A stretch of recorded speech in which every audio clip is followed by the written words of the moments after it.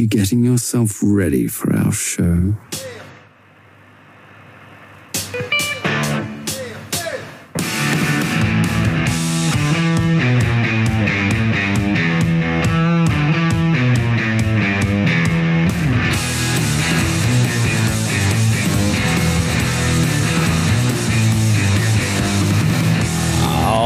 Everybody, Jigs and Bigs, it's another Tuesday. A brand new episode is dawned like the new day for you to enjoy. We have a great show this week, guys. We have another guest co-host with us. We're coming hot off the heels of having Debo on with us. But now, not only do you have myself, you have Who the Fuck is Joe Brown, you've got Sean the Fisherman in the house, but this evening, you've got Alex Rudd here, guys. And we love Alex on Jigs and Bigs. He is fantastic. But this is off the heels of one of his podcasts, a topic that is going to get some people a little bit upset and a little bit... There's going to be emotions that are going to be felt. And we're just going to have to run with it. And hopefully everybody's going to be okay. Just know that. You're going to be okay. It's going to be fine. We have an entire week to review all kinds of fishing stuff. I had some major upgrades that I had finally done on the kayak. And I've got details about that. There was an outing today. Sean and I and friends of the show did some fishing. And... it was something. That's about all I can say for that.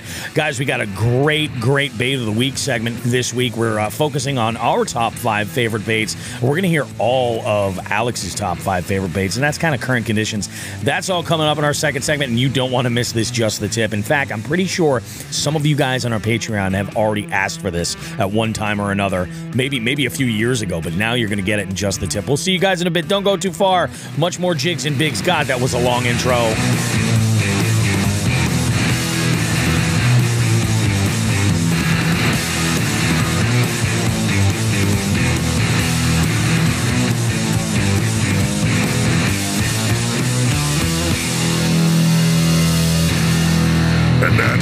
The way we like to get it done.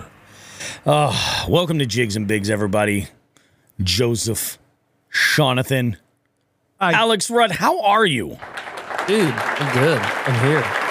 I'm ready to rock and roll. I had me a little pre-show Lucky Charms cereal bar that'll probably kill me one of these days. I hear you. Dr. Pepper full of aspartame will probably kill me one of these days. But hey, it's even better. I ain't dead yet, and I'm here with you guys, so we're gonna send it. I love it. It's all about that red 40 giving you, all kinds of complications.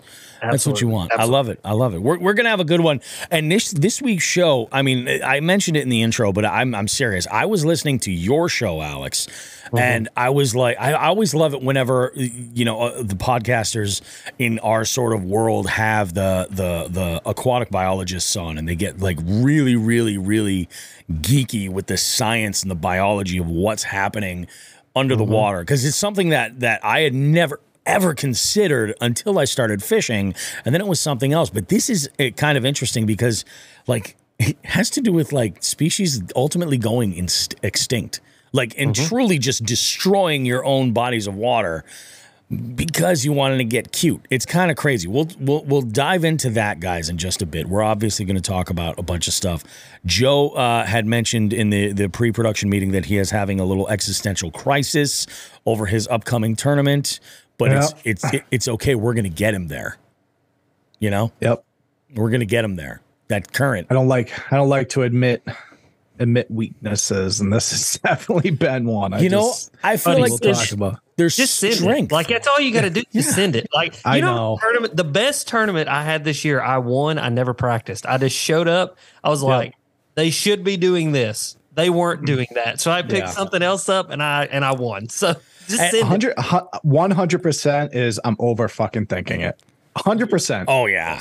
100%. And it's funny. I love that you show up with them intending to do one thing. That sounds like a familiar story. It seems to happen all the time. And that sure as shit happened today with Sean and I. So why don't we go ahead and why don't we do our weeks like this? Joe, why don't you cover your week first? And then we'll have Sean, then I'll go. And then Sean, I'll pass it over to Sean because, Sean, you only got out today, right? That's just it. Last week. So I think chronologically it'll work out good. And then we can put the spotlight on Alex and kind of figure out how everything was in his corner of the world. I'm sure it was better than in our corner of the world. Probably not. Yeah, awesome. So I'll go first. I only got out 2 times this week. Yeah. Both of them up at Barton's, but where I'm supposed to be, where I'm having this 2-day championship tournament this weekend. For those of you who don't know this, so this spot is Barton Cove. It's in northern Massachusetts. It's basically an inlet to the Connecticut River going north. It goes north, maybe 10, 12 miles until you get to a hydroelectric dam, and obviously can't go any farther. Wow. I basically went although I was actually just looking at the map of the spot Sean was just telling me about, and I was about another 3 miles north of there. I was fully up in New Hampshire, and I didn't realize that until after. So thank God, like New Hampshire game 1 didn't come by or anything, because I definitely don't have a New Hampshire license. I didn't realize I was that far up, because they don't tell even by Navionics. Yeah. So It's I think you're all right with that, because once you're in the Connecticut River, because that's a multi-state body of water, and it's not just New Hampshire, that's Vermont as well. So you were actually fishing Vermont, New Hampshire, but with a Massachusetts license, because you accessed it from Massachusetts. As long as you're on that body of water, I think you're good to go. Okay. So I was wondering that, because I know there's most bodies of water in Massachusetts that do share states. You're good to go. So, all right. Well, that makes me feel better. Yeah, there you go. Not riding so dirty. You know what I mean? Yeah.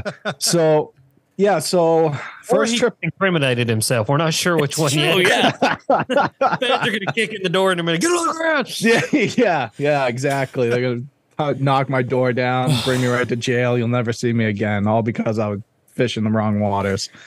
But no, so I went there. So I actually brought my wife up there. I brought Meg up there last week. The first time I went there, caught a couple smallies, rats. I've been finding the fish. They've all just been rats. I'm talking like maybe 10-inch fish. I have not been able to find any fish that I would be able to weigh in.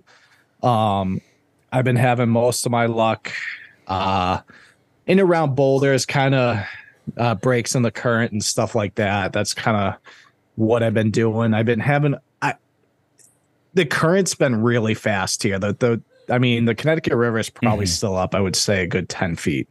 There's spots where, I have Lake Master mapping on my boat, and there's spots where it's saying that I'm moving, I'm hauling. I go to stop because it's telling me like, hey, it's only 2 feet here. Then I'm still showing 8 to 10 feet. Once I actually go in there. So I'm like, oh, okay. So it's a little higher. So the current's fast. I am not comfortable in fishing currents. I'm not comfortable with the Connecticut River. It's not something I typically do. I'm a lake guy. I just, the current is just not something I'm used to, and I'm trying to figure that out. I did get onto a couple, like I said.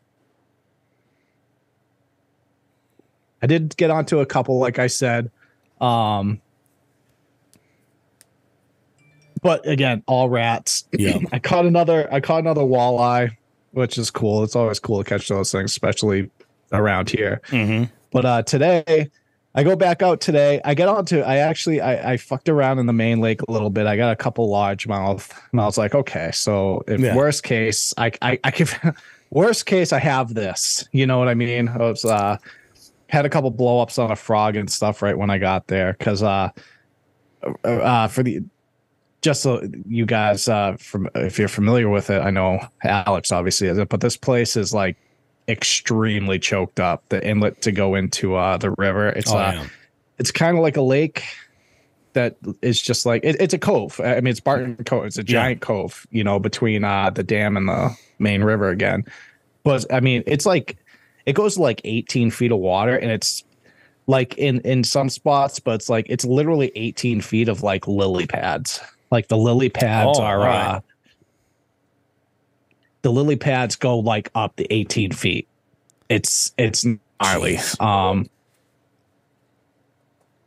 I got a couple of frog blow ups, caught a couple on top water. Yeah, sorry. For those of you who don't know, I have my wife's on a work trip. She's on a business trip down in Florida. Probably going to get stuck there for an extra couple days because there's a flipping hurricane going. Of course. Going to be there the night. when she's supposed to fly home. So if you hear my 4-year-old yelling, that is why. Typically, I don't have her here with me, but it's just me and her. I'm trying to figure it out. It's stressing me out. My anxiety is going through the roof. Joe, I'll tell you, every time you pause for the rest of this recording, I'm going to go ahead and fill in your voice because you've been being polite and hitting mute. Yeah. You're going to hit mute, and then the audience, because I'm yelling at. The audience will hear, "Shut the hell up, Emma, or I will take away your dolls." So my apologies on that one, but yeah. So today I went out there. I did that. I brought Emma, obviously, because I'm doing the single dad thing for the week, and so we go out, and I go up, all the way, almost as far as I possibly can go, because I was like, everyone tells me, like, if you want to go on the smallies, go as far north as you can go. So I'm fishing. One thing Emma likes to do is she likes to sit on the back deck of my boat, put her feet in. I tell her, I say, Emma, don't kick too hard because you're going to end up falling off. And I'm fishing. And she has her little, I actually put a little Ned rig on her little Barbie pole. And she whips that thing out. Like she has a blast with it. And so she sits down, she's kicking her feet. Next thing I hear is splash. And I look over and she's in the water. So, and obviously the current's pretty good. I was going to say, if you're upriver, so man. I ran back there and I dived down. I just grabbed her by her life jacket. And I got her up. She was fine, Sure. She knows how to swim pretty good for her age, but obviously she still has a life jacket on, and she's comfortable with water. But it scared the shit out of her, And that water's not warm either. It's not warm, and there's sea lampreys up there. Oh, yeah.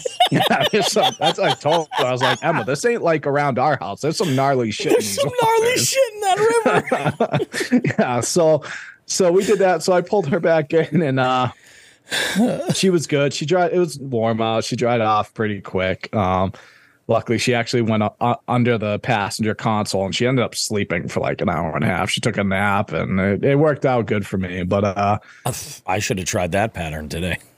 Yeah, especially the second half of the day. Yeah. So I got a funny. I think I put up on my Instagram story of her racked out under and I put my like rain jacket over her so she wouldn't get friggin' fried. There you go. But yeah, it was other than that, it's been for the fishing, it's been pretty quiet for me. Just getting ready for that tournament. And I have back-to-back 2-day like championship tournaments coming up. So I have this one this weekend, and then I have another one with another division that I'm just gonna go in and try to get the points. That one's right at Quabog. So this is like the shit. These guys are typically out of Eastern Mass. There's 2 divisions in Massachusetts. These guys are Eastern. I don't think they really ever fish Quabog. So I was like, but I can still fish it being in ABA. So I might go give it the old try. I would. Why not, man? Especially if a lot of those guys aren't familiar with it. Just putting one in your court. Yep. That's great. And everyone, and I mean, you guys know, everyone goes straight for the river, and I do my best in the lake. So, I'll give it the old try. There you go. So, yeah, that's my week in a nutshell.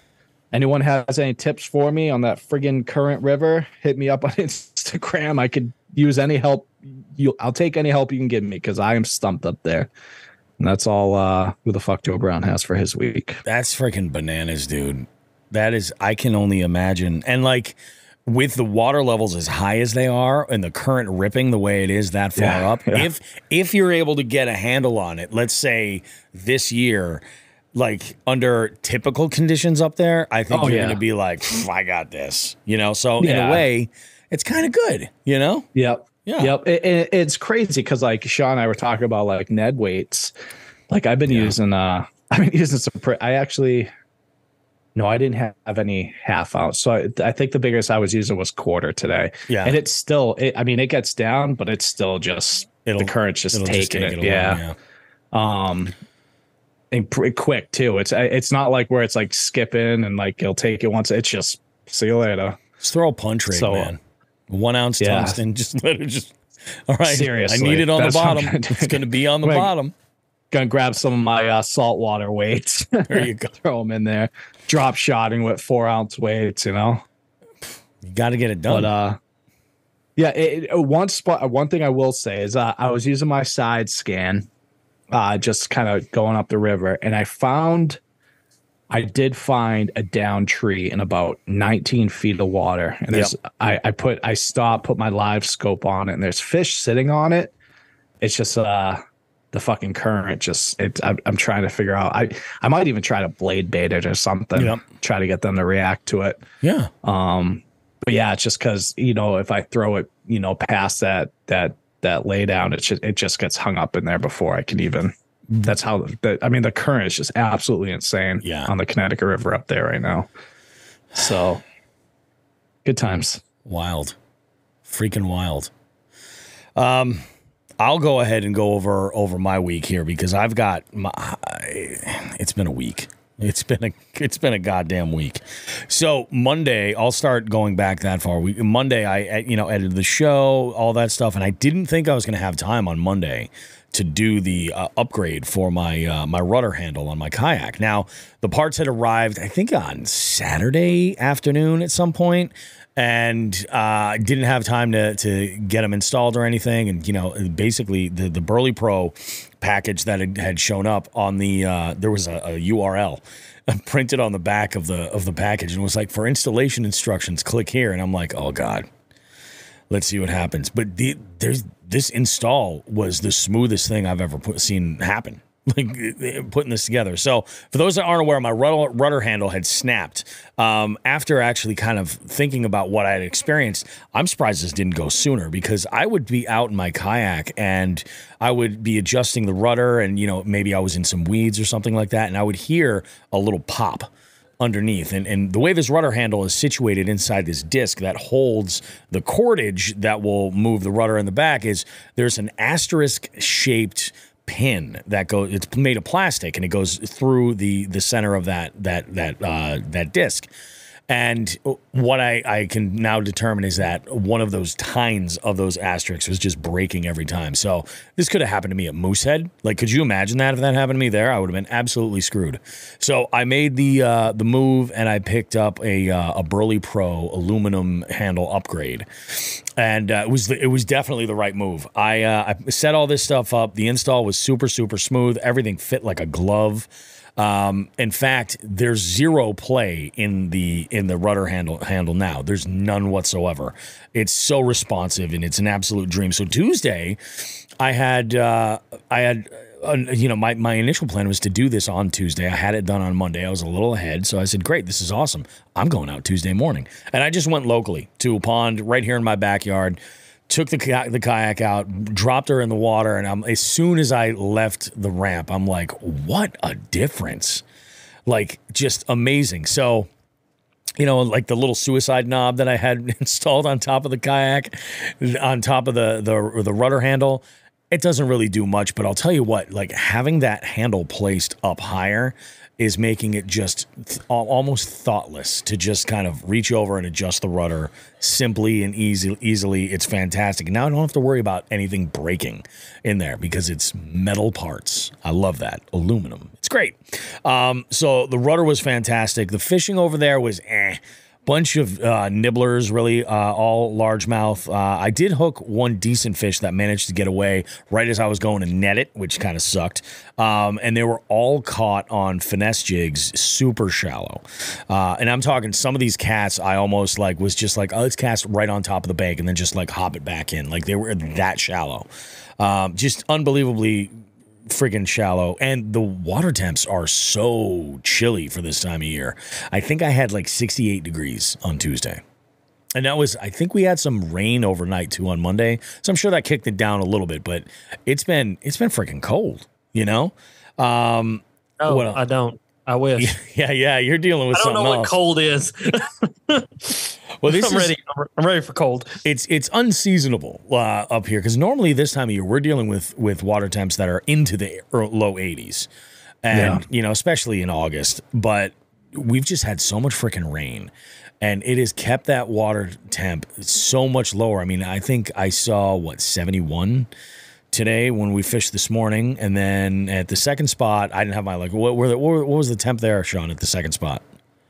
I had 69 to 70 at the first place, and then 69 pegged at gross, at the second. I don't think I've seen the water anywhere I've gone hit 80 this year. I saw 88 this past week. Jesus. Did you throw like some fucking ravioli in there to like cook them nice? And I about got the dip net out and just started dipping. Scrambled some sure eggs. they were bold. Yeah, like That's I was like, I got a tournament on the lake too that I was fishing on. I thought, well, we'll just have to scoop them up dead and put them on the board because I mean it's so hot they're gonna boil anyway. So they're letting them go. Yeah. Oh man, Wednesday was an interesting day. Wednesday, I knocked a lot of the stuff out regarding the Jigs and Bigs live events that are coming in early 2024. So I've been working a lot of this week on the 200th show episode celebration. That is in January on the 13th. It's going to be freaking awesome. It's a game dinner, guys. It's going to be awesome. Full details coming. Promotion for that's going to start very soon. And then the Columbus, Ohio Fishing Expo.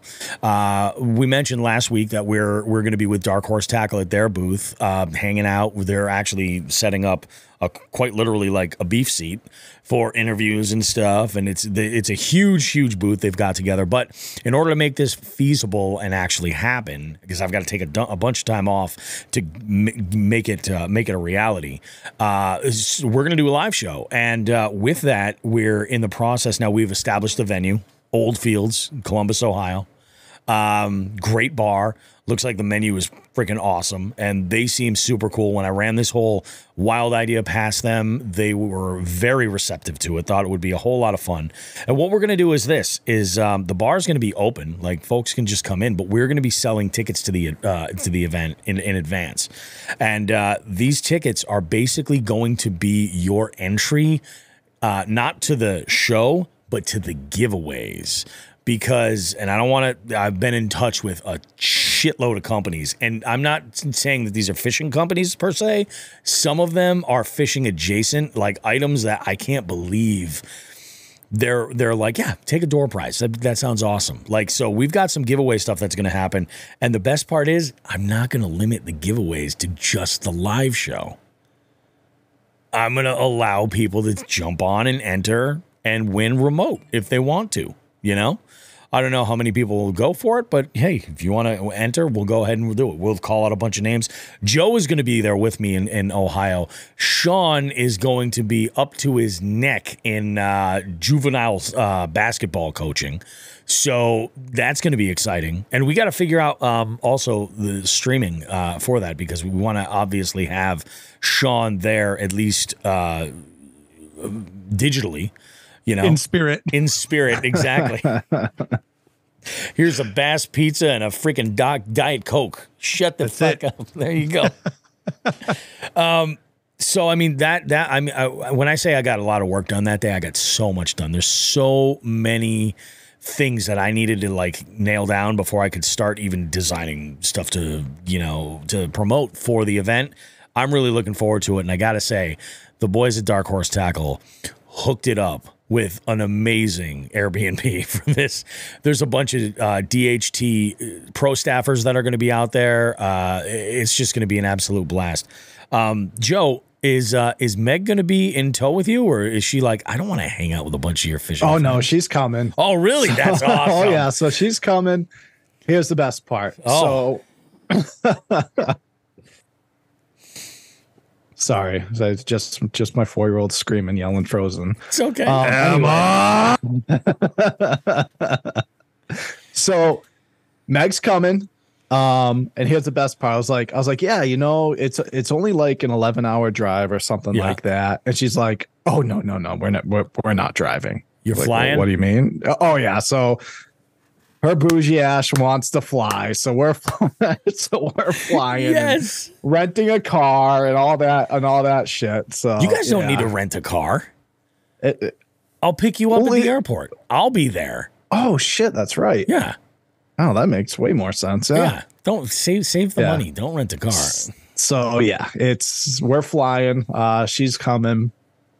I feel like it'll be cool to have her there. I told all the I told all the dark horse guys, I was like, listen, my wife's coming, but it's cool. She used to run a tackle shop, so she gets it. She knows her shit, and I think personally she'll have a blast.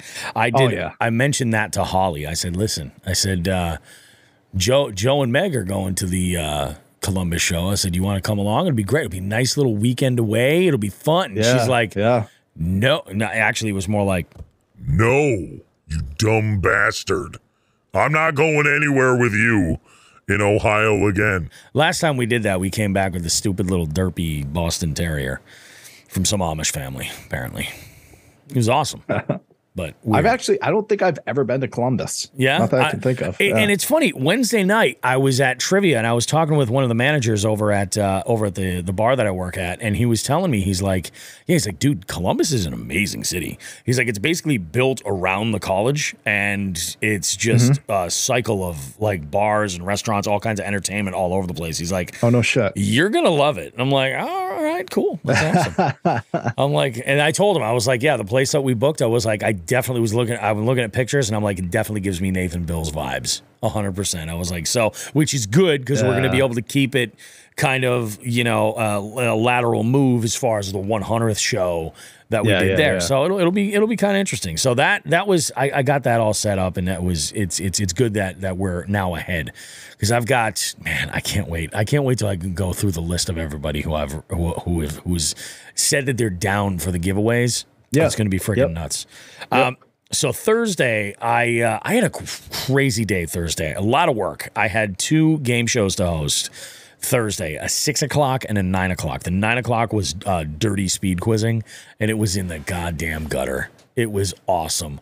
We played a round of trivia called Coming or Drumming, where I was showing pictures on people's phones of faces zoomed in, and it was pretty fun. There was a Lars Ulrich one in there, and I was like, or is he having a stroke, or just taking a shit? What's going on here? We had a good time.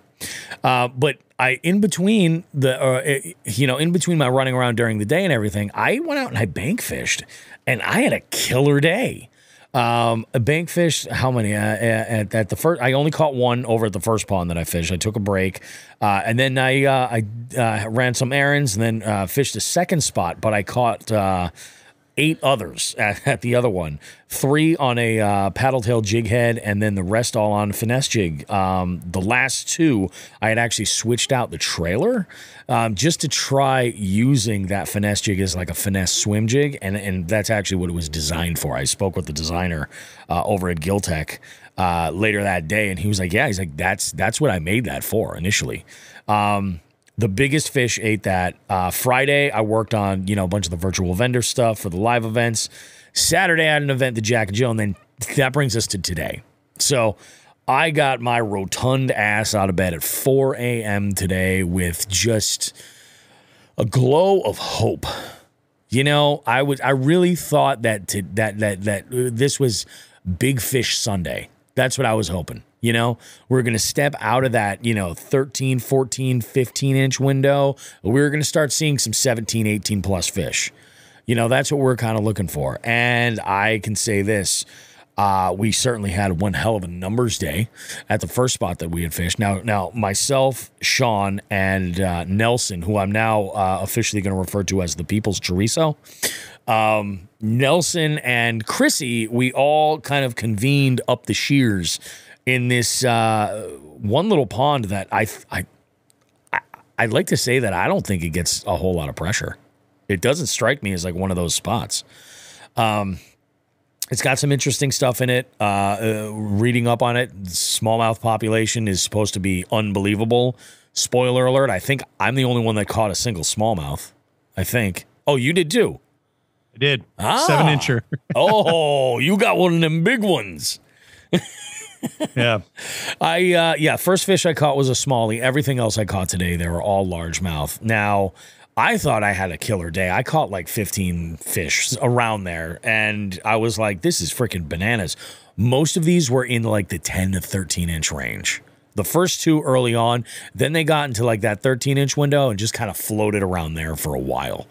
But come to find out, I was fishing an entirely different style of fishing than anybody else. I was fishing way more shallow. Like, again, all of my bites were found way up close, and they were all found on jigs. All the fish that I caught were on jigs. Now we'll get to the end of this first location, and we'll talk about that in FTG because there's a story there. But Sean had mentioned going to another spot. And at first I was like, I'm just exhausted after loading up the boat. I'm not going to do it.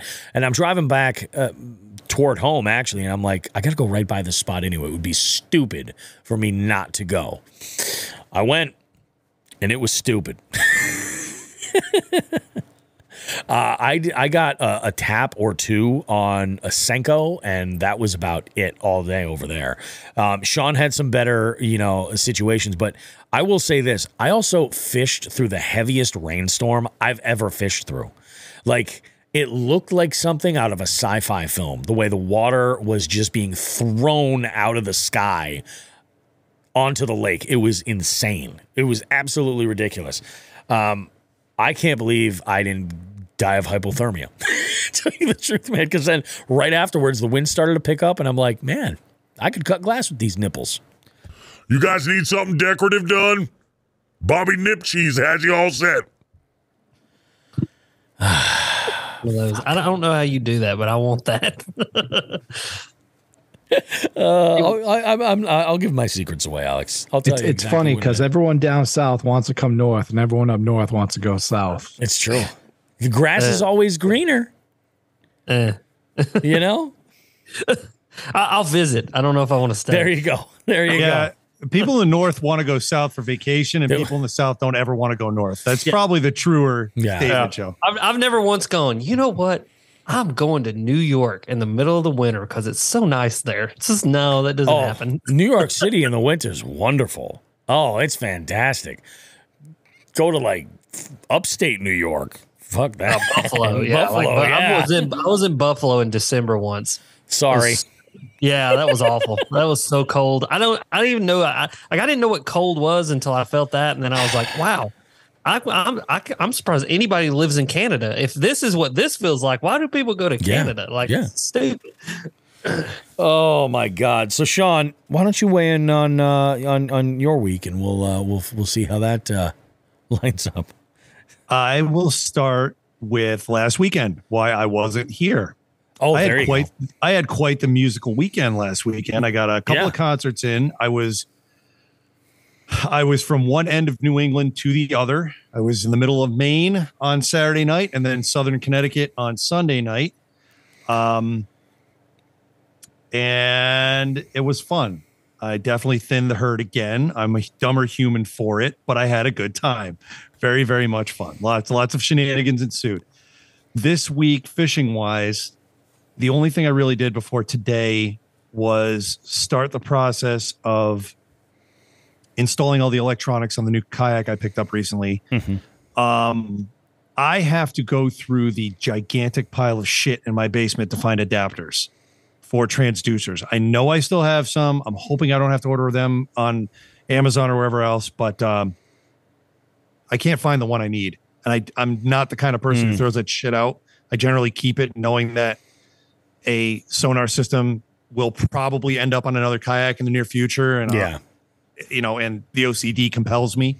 So I have to go looking for that. I'll probably look for that tonight, but I have a kayak. The new native Propel FX13 is upside down on its rack, waiting for some TLC from me with the wiring just waiting to go on. I just need the adapter.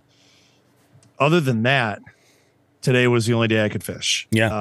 Soccer has started for my kids. So that's right. Even though they're high schoolers now, I'm crossing my fingers, mere months away from my oldest driving, which means because of the distance from the field to our house for practices, it does not make any sense for me to drive them, drop them off, and go home. Yeah. Because by the time I get home, I will walk in the door, look around, pet the dogs, get a soda, and walk back out because of the traffic in between the two places. It's 7 miles and it's 35, 40 minutes sometimes. So that's crazy. I find that I have to put on my new walking shoes and throw on my throw on the earbuds, and I just walk around the track while they're, playing soccer. So this is my weight loss program, I guess, for the fall. Today, however, I woke up bright and early. Mm-hmm. I got up at 4. I was on the water. I was actually getting in the water when everyone else arrived. I think before anybody else even had a boat in the water, I had my first fish, which is the smallest largemouth of all time to smash a chatterbait, coming in at a gigantic 7 inches. And I'm like, this is the way it's going to be today, huh, nature? I ended up knocking down 2 dozen plus 1 largemouth, a smallmouth, and a plate-sized bluegill. I know Nelson said he stopped counting at 36 largemouth. Jesus Chrissy, Christ. I think, got between 1 and 2 dozen herself. I think, it was constant. I don't know if Nelson was doing something else, but I know independently, myself and Nelson had come to the conclusion that drop shotting was the way to go. Yeah. And we were doing that between 5 to 10 feet of water, if not 15, 5 to 15. Now, one of the, you did your research on this lake, Bobby? I'm sure you saw that one of the species in this body of water is smelt, right? Yeah. So there's a lot of smelt in there, and they're caught ice fishing a lot. Yep. So chances are, and Chrissy did say she marked some. I didn't even bother. I'm not going to do that. Chrissy went deep and Nelson went deep just to see what was down there, and they did pick up schools of smelt with fish following them. Could have been trout, could have been smallmouth. Yeah. But they were bigger fish, and I'm not someone who's going to go and drop shot the thermocline around smelt schools. I can't bring myself to do that. So we stuck to the shallows with drop shots and got 1,000 nibblers between the 3 of us. Yeah, that's and a then lot. Yeah, you and I decided to go to one of the, well, actually it was the pond where I watched New England Deliverance happen with goose wings. Yeah. Alex, if you're not familiar with this story, I was on this body of water once by myself, saw some bizarre shore activity from the middle of the lake, got back, and someone had ripped the wings off a goose and pegged them up on the rules board, beware of invasives, and just blood and goose wings. It was disturbing. I got off the water just as darkness had fallen, and I didn't know what the hell was going on. I was looking over my shoulder. Pardon? I was just saying, yeah. And I'm thinking in my mind as you're talking, I'm like, yeah, somebody would have got shot if they'd have jumped out on me. I just know that much. Yeah. So, yeah. It was not cool. And I bitched about it when it happened 2 years ago. And I've gone back a couple times, but I don't go back there alone. Yeah. Yeah. Easy enough. It's lived in infamy. This not only that, but there's a little bit of lore with this part of the state. There's a state forest up there that's got a reputation for lots of supernatural, Satanists, Sasquatch sightings, all that fun unidentified shit. flying objects type things like that. Ghost. Exactly. Yes. That's rough. Yeah, I don't do Satanist activity in the middle of the woods by myself. It's just, you should give it a try. Listen, I can kill a lot of things. I can't kill a demon or a ghost. Okay, Down by the river. And so I don't mess with stuff like that. Thankfully, today the only supernatural thing was apparently a Sasquatch took a shit in the woods. We can talk about that later. Yeah, we'll talk about that later. Was it a Sasquatch or was it a black bear? No, it was a puckwudgie. It was a puckwudgie. We decided to scoot over there and again hit with a monsoon rain for 15 minutes. You and I did a lap around the pond, and it didn't really turn out much. That bite had died, and it got really cold when that rain came down. So that was probably it. But I only caught that one fish. I got a decent fish. I mean, 2.5, 3 pounds maybe. Yep. 17.5 fine inches, and we got the hell out of there. So at least there's some quality out of the day. You guys got rained on today? Yeah. We were soaked, Joe. 15-minute downpour, like monsoon, to the point where I don't mind the rain. I don't mind the wind. I turned to Bobby and said, what the fuck is going on? Yeah. I called my wife trying to get a report to see if there was lightning coming in. It looked. We got no rain. I was out there all day today, and I didn't even get a little sprinkle. Like, how you see like TV static? If you could imagine paddling a kayak through that, That was the sensation. It was bad. It was crazy. That storm moved south to north, Joe. So you probably wouldn't have seen it because you were pretty, you were what, 30 or 40 miles west of us. Yeah. At that point. Yeah. No, it went straight up, went right into Vermont, and they got some. It was bad. What Bobby talked about the TV static, all I can think about is what's that? Poltergeist. Poltergeist. Yeah. Go to the light, Bobby. Go to the light. They're here. Yeah. It was wild because as the rain is falling down, it's just splashing so much water up. So it's like my ass was just soaked because I have all the scupper plugs out of my boat because I like it to just drain quick. And it's just like there's just water pouring in all over the place. I'm like, it's like Forrest Gump when it was raining in Vietnam. Yes. And then one day it just started raining, and it rained up ways and down ways and sideways. That's right. Yes, exactly. I mean, not a terrible week, I think, by anybody's standards. Overall, I think we all had a pretty good one. Alex, what was your last 7 days like? Yeah, that's a great question. It's a bad question to ask Alex Rudd because he's as ADHD as a squirrel on crack, and he often can't remember what he ate for lunch yesterday. Let me think. Monday, I went out fishing in the new rig, so I finally got the new boat back, completely rigged, ready to rock and roll. That's right, yeah. Went out in it for the first time on Monday and enjoyed that. That video is actually dropping tonight as we speak, so Sunday. So anybody listening to this after that, you guys can go check that video out detailing the new boat. Enjoyed that. Honestly, didn't go out there like to try to catch them. Just went out there more to enjoy myself on the boat, and didn't even put a camera on. Just played with my electronics, and I've never had any sort of forward-facing sonar before, and so I got it on the boat, and it's interesting. I chased a gar for about 20 minutes because I didn't realize it was a gar because it kept chasing my bladed jig, and I thought that's got to be a bass. It's got to be a bass, and then I watched it swim vertically up, and I was like, oh, here it comes. It's going to eat something off top. And literally the gar came up, it ate a minnow, and I watched it swim back down. I was like, oh, so that's what a gar looks like on Mega Live. All right, so we won't chase those anymore. So that was fun. And then Tuesday, Wednesday, hung out at the house, redoing. I actually put concrete in the beard barn, so put a concrete floor in there. Oh, nice. Yeah, dude, I'm super excited about that. It's going to be great just to move kayaks and boats and things around. And then we're redoing the driveway as well, starting next week. So that's going to be a giant mess because I got to rip my driveway up. But when it's done, I'll be able to just pull right up in my driveway and back my boat straight into the beer barn. And then when I pull out of my driveway, I won't be pulling down into the death trap that is my lower driveway. Yeah. Because right now, how I have to pull my boat out is I have to go straight down my driveway. And I have to go like straight until I hit the edge of the road where it dumps off into another person's yard. And it's like a 6-foot drop.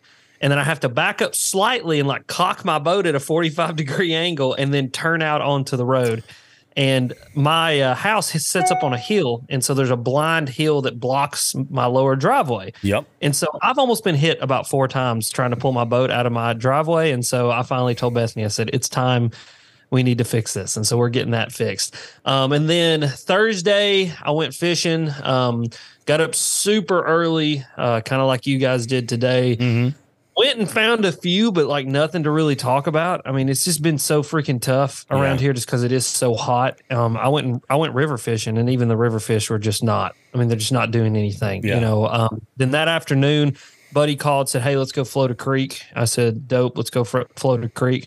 Caught a fish on a buzzbait standing at the put-in where our kayaks were at, and then did not get another bite for the 4.5-hour float that we did. Oh, yeah! I think I saw that video clip. Didn't you post that on Instagram? Yeah, I posted on Instagram with the caption of "Is the first cast catch a myth, or is it true?" And for me, it was true that day. Oh, that's rough. And then Friday hung out around here, did some office work, edited some videos, got some crap donated to get done.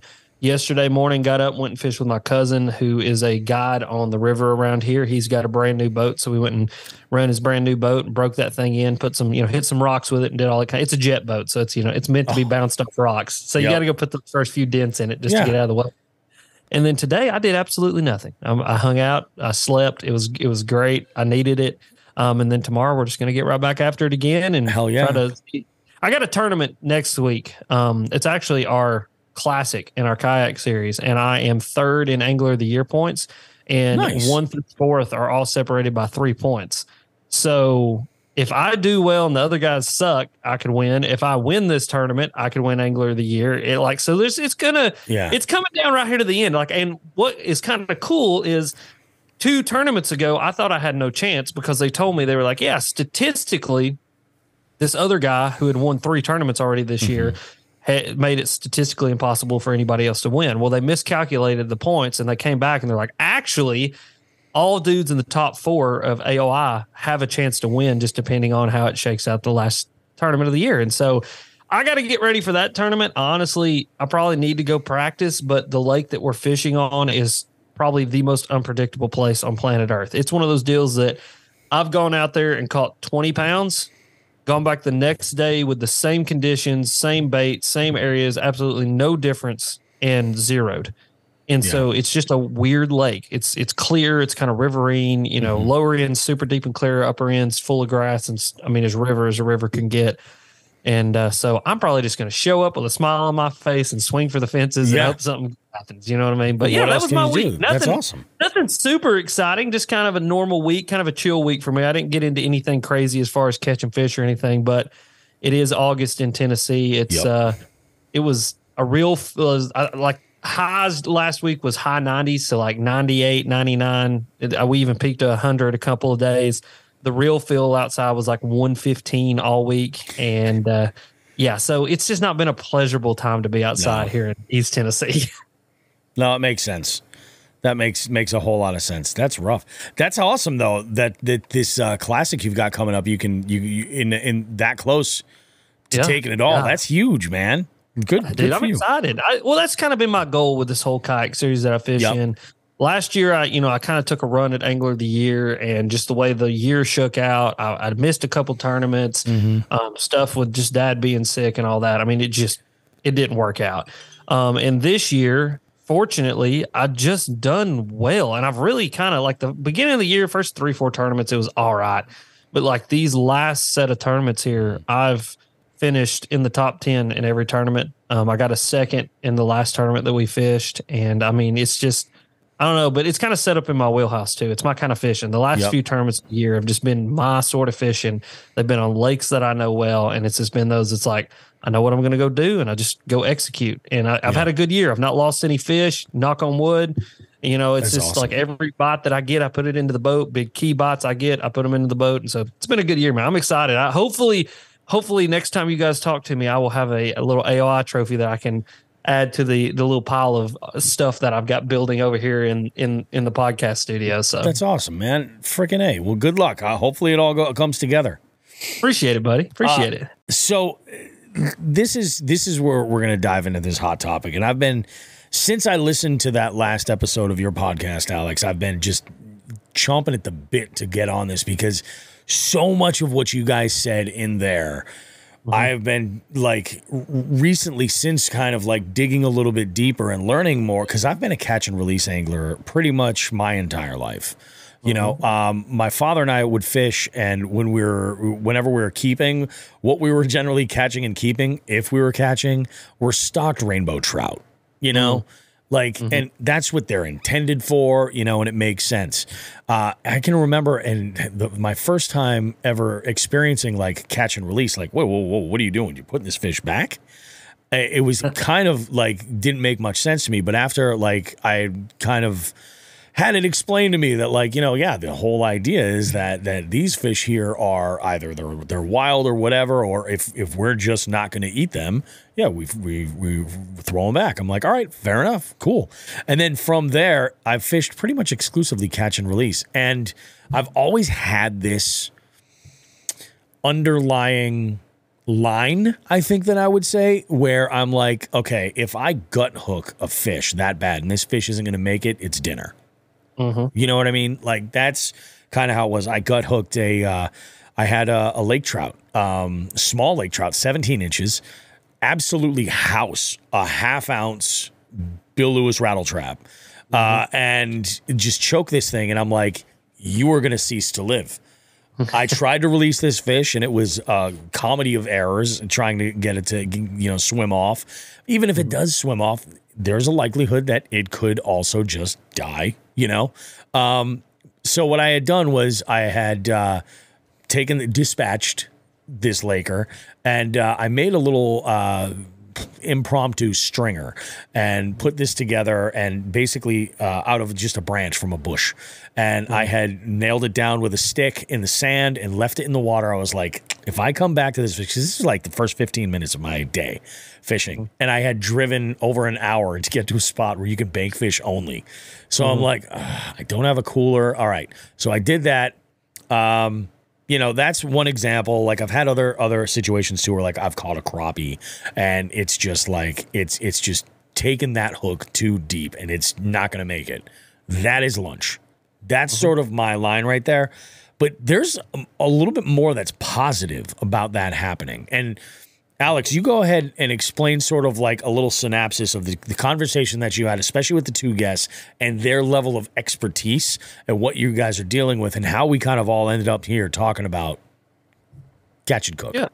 Yeah. So, and it's cool because there's two different avenues we can take with this. Yeah. Because I had other guests on to just talk about the fact that it's okay to eat bass. Yes. But we'll get into that, a little bit later. But right now, kind of what we're talking about in the conversation that I had was with two state biologists. One is John Hammonds, and he is from my state here in Tennessee. And then the other one was Lawrence Dorsey from North Carolina. Mm-hmm. And he is, again, I think he's the director of all of like freshwater biology in North Carolina. And so what both of our states are dealing with, and what seems to be an expanding problem, is the Alabama spotted bass. And so the Alabama spotted bass, or the Coosa River spotted bass, is, there's got a bunch of different names. People call it a bunch of different stuff. Is a spotted bass species that comes from Alabama. It comes from the Coosa River. And these are not like a Kentucky spotted bass. So it's a completely different species. They don't grow as big. They're not as aggressive. And they're native to places like North Carolina, Tennessee, Kentucky, North Georgia, those kinds of things. These Alabama spotted bass, on the other hand, are not native. And they are extremely, extremely invasive. This is the biggest problem that Tennessee is facing right now as far as conservation goes, and as far as the conservation of black bass in Tennessee. This is bigger than the Asian carp, and this is a problem with the aggressiveness and the ability of these fish to live about damn near anywhere, that if they got into waters sort of like the snakehead did, you are talking about a decimation of an entire population of fish, specifically smallmouth, or specifically any other kind of bass that's in the same vein as the Alabama spotted bass. So like you've got these little red-eye bass. There's like actual Coosa bass, which is a completely different species. And like with those, you're talking about an extinction, because there's rivers and creeks around here that have a specific species of bass that don't exist anywhere else. If those Alabama spots get in there, they could literally kill that species, and that species would cease to exist, and you have an extinction. And so this is a huge problem right now. Yep. And the problem stems from bucket biology. I don't want to get into all the specifics or say any names, but I know some stories and have heard some stories of the people who actually did this shit and made this problem. And what they would do is they would go to places like Lake Lanier and to the Coosa River, where these and like Lake Lanier, they didn't used to be in there. Now Lake Lanier is an Alabama overrun lake. Yeah, it's just overrun. They kill everything. And the thing is they're so hyper predators, like they're hyper predators, like that if they get in a body of water that has largemouth, they'll essentially extirpate the largemouth to the very backs of the creeks, and they'll outcompete the largemouth, and they'll just take over the biodensity of that lake and force the largemouth as shallow as they can go into the backs of these creeks, and then eventually they will just outcompete the largemouth, and then the largemouth will cease to exist. Yeah. With smallmouth bass, they can breed with them. And so they can spawn together. And once you have a pair that spawn, that then creates what is called a mean mouth. And then once it spawns again, you have a pure spotted bass. And then essentially the smallmouth just go away due to they get bred out. Yep. I mean, it's like if you bred a lab with a poodle, and then that, labrapoodle with a poodle, and then that one with a poodle, eventually just be back at a poodle. Like it's that sort of thought process. So anyway, this hyper invasive and all this thing, but all this stems from bucket biology. These dudes were going to these places. They were filling their live wells full of these big 5-pound spotted bass because they like to catch them. They brought them back to, they think the original lake here was a lake called Parksville, and they're just dumping in 5-gallon buckets full of these Alabama spotted bass and bringing in a ton of them because spotted bass don't have any limits. And so so they could bring, they could have 15 or 20 in their boat and there's no question about it. And then a lot of your game wardens, like the actual officers, they can't tell the difference between a Kentucky spot or an Alabama spot. So even if they got caught during this time, it's been a decade ago that this has happened, they wouldn't even know. And so they introduced these spots into these lakes, and they just started to spread.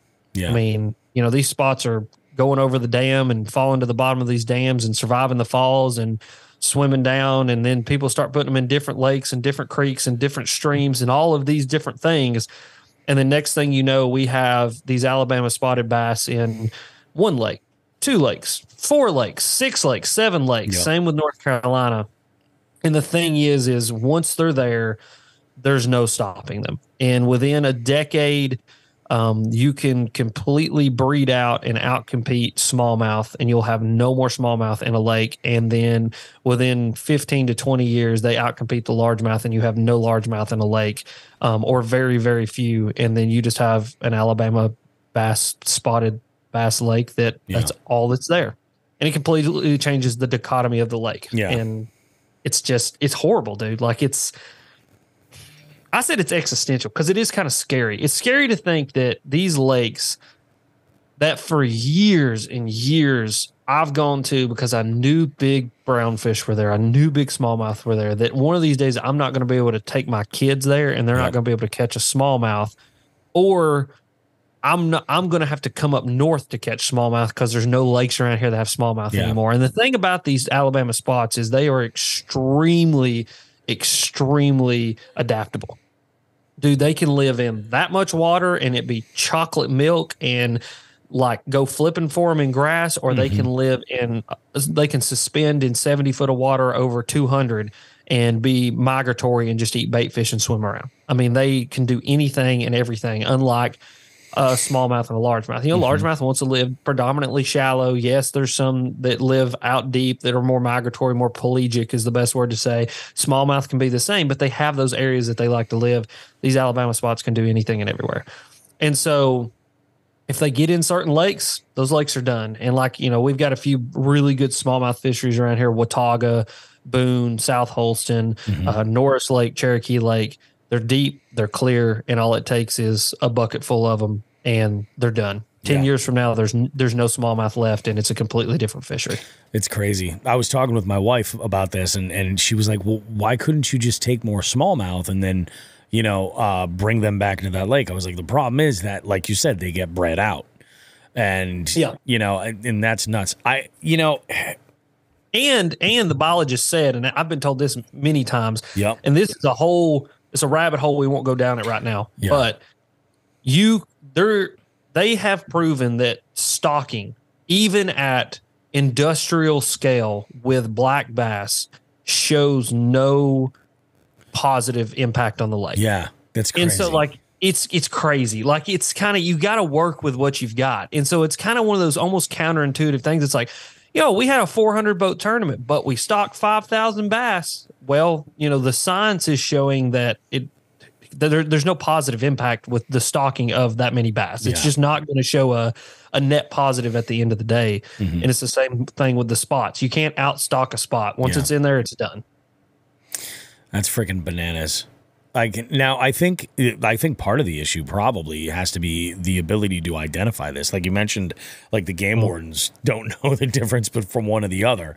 Yeah, so they do now. They do now. Then they didn't, but they do. Yeah. So they're completely. So like you've got a Kentucky spot, like spotted bass. They're just going to be overall smaller. They're going to have a lighter complexion. Most of the time they're going to have an orange or a red eye on them.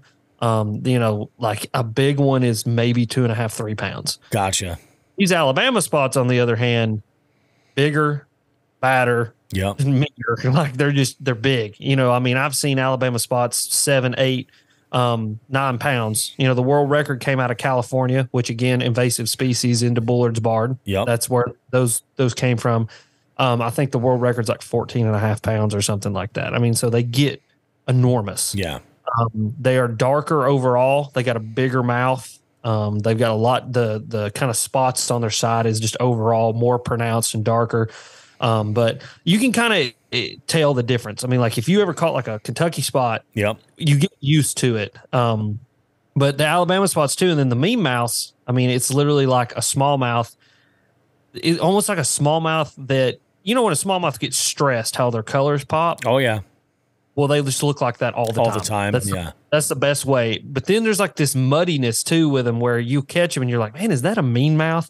And like you'll hold them back and look at them and it's like, you know, you can kind of it's hard to identify, but that's the best way to identify them is just kind of they're bigger, they're darker, they got a little bit bigger mouth. Normally their eyes are dark, you know, they're black. You don't get a lot of them with like the red eye, that vermilion red eye. Yep. And that's the best way to identify them.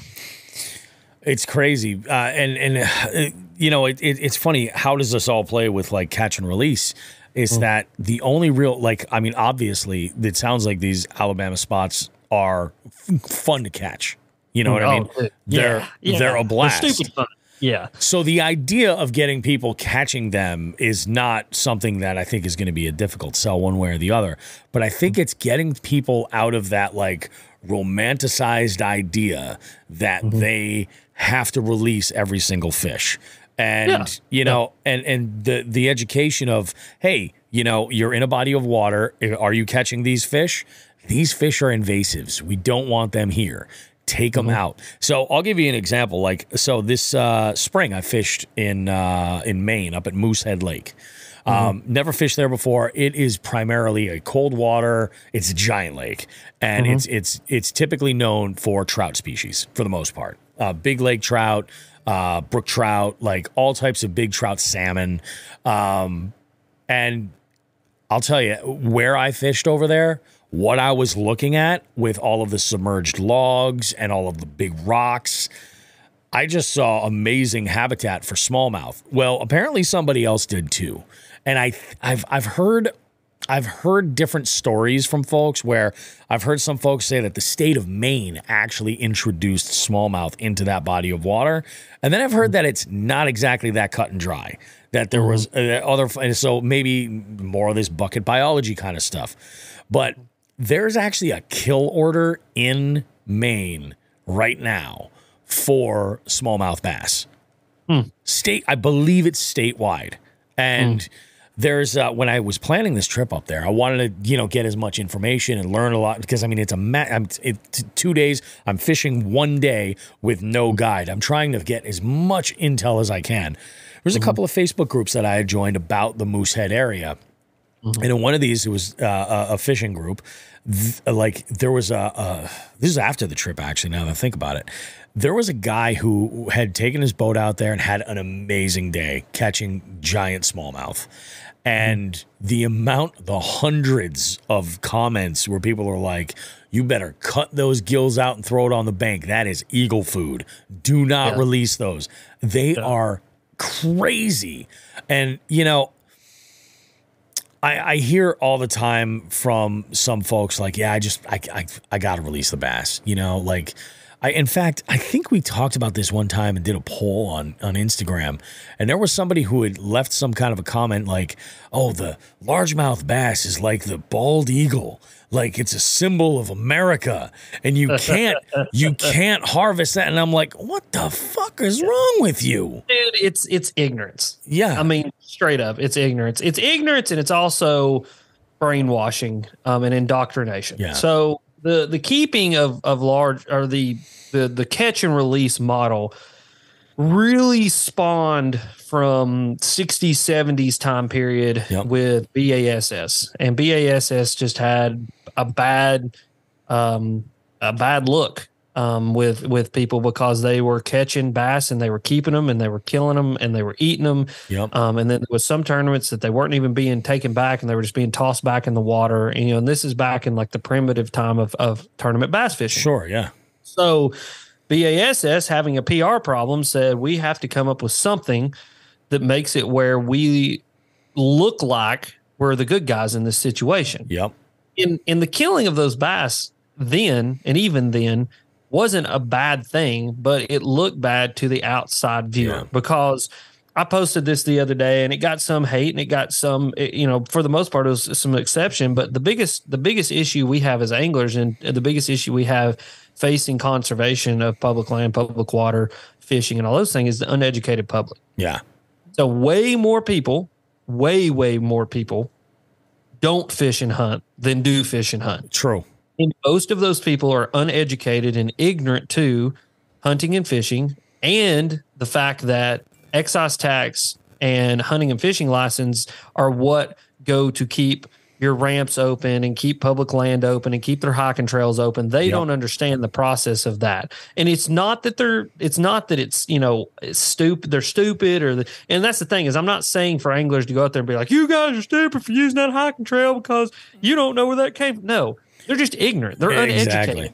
There's no one's ever told them. Nope. And so if you can't know something if you've never been told that. So listening to this podcast, guys, and I've said this before, go ahead and drop your ego down a little bit. Like, I'm not saying go out and attack people. Yeah. But what I am saying is just understand that that's what we're dealing with.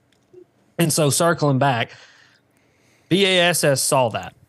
And Gene Gilliland, who's the conservation director over at BASS, I've had her on the podcast a couple times, will tell you that to him, in his opinion, on a national scale, is the biggest threat to bass fishing and to fishing in general, is the uneducated public's perception of what fishing is. Mm-hmm. And so the catch and release model of bass came from a PR issue and guarding themselves from the uneducated public's opinion of what we were doing. Yeah. So if bass fishing and tournament bass fishing was going to be the leader of the industry, well, then they had to do something to make it where it looked good, both in the fishing world and to the uneducated general public who doesn't fish. And so thus spawned the catch and release model. Yep.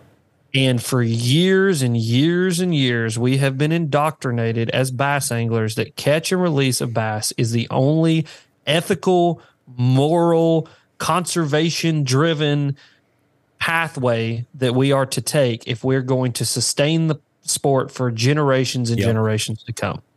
And that's just not true. Yeah.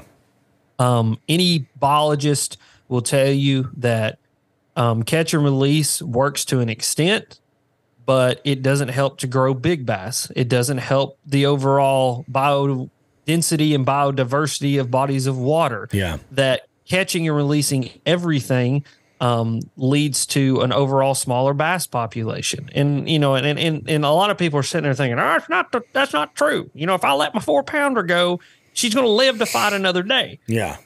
Yeah, but if you let your 4-pounder go, but you also let go the 4 1-pounders that you caught, you have to understand that a lake has a carrying capacity. And carrying capacity you can imagine as a cup of water. And as you start dropping marbles into the cup of water, you can only put so many marbles in there before the cup of water is completely full of marbles. Yep. So if you take 5 small marbles out and you put 1 big marble in there that is the equivalence of those 5 small marbles, do you have any more room, or did you make any more room by doing that? Yeah, no. You didn't. No. That's carrying capacity. Yeah. So there's only so much food. You can only have so many bass per acre, and you can only have so many bass of a certain size per acre. And so taking out some of those smaller fish can help the overall size of the bass population to get bigger. And then that way they can sustain a larger population. And when I say larger, I mean like a physically bigger fish in that body of water. Yep. That's basic biology. I mean, that's as basic as it gets at the borderline. Yeah. So to wrap it back around to what we're talking about with the Alabama bass, I think, and here's the deal, I'll be brutally honest with you. In lakes where these Alabama bass are already at, there's nothing we can do. Yeah, they're there. It's done. Yep. They're done. But I believe that the Alabama bass and the lakes that they're in can be the PR opportunity that bass fishing needs to start walking back the indoctrination idea of catch and release of everything. And we can do it with something like an invasive species. We can say, hey, this invasive species, this Alabama bass is a bad thing. Catch them and eat them because it's okay to eat a bass. Yeah. Like it's okay, people. And like, there's a lot of people out there that like, just when I said that statement, it's okay to eat a bass, they probably swerved off the interstate. Yeah. We probably just caused wrecks across the nation because people are swerving off the interstate listening to this podcast because the guy just said it's okay to eat bass.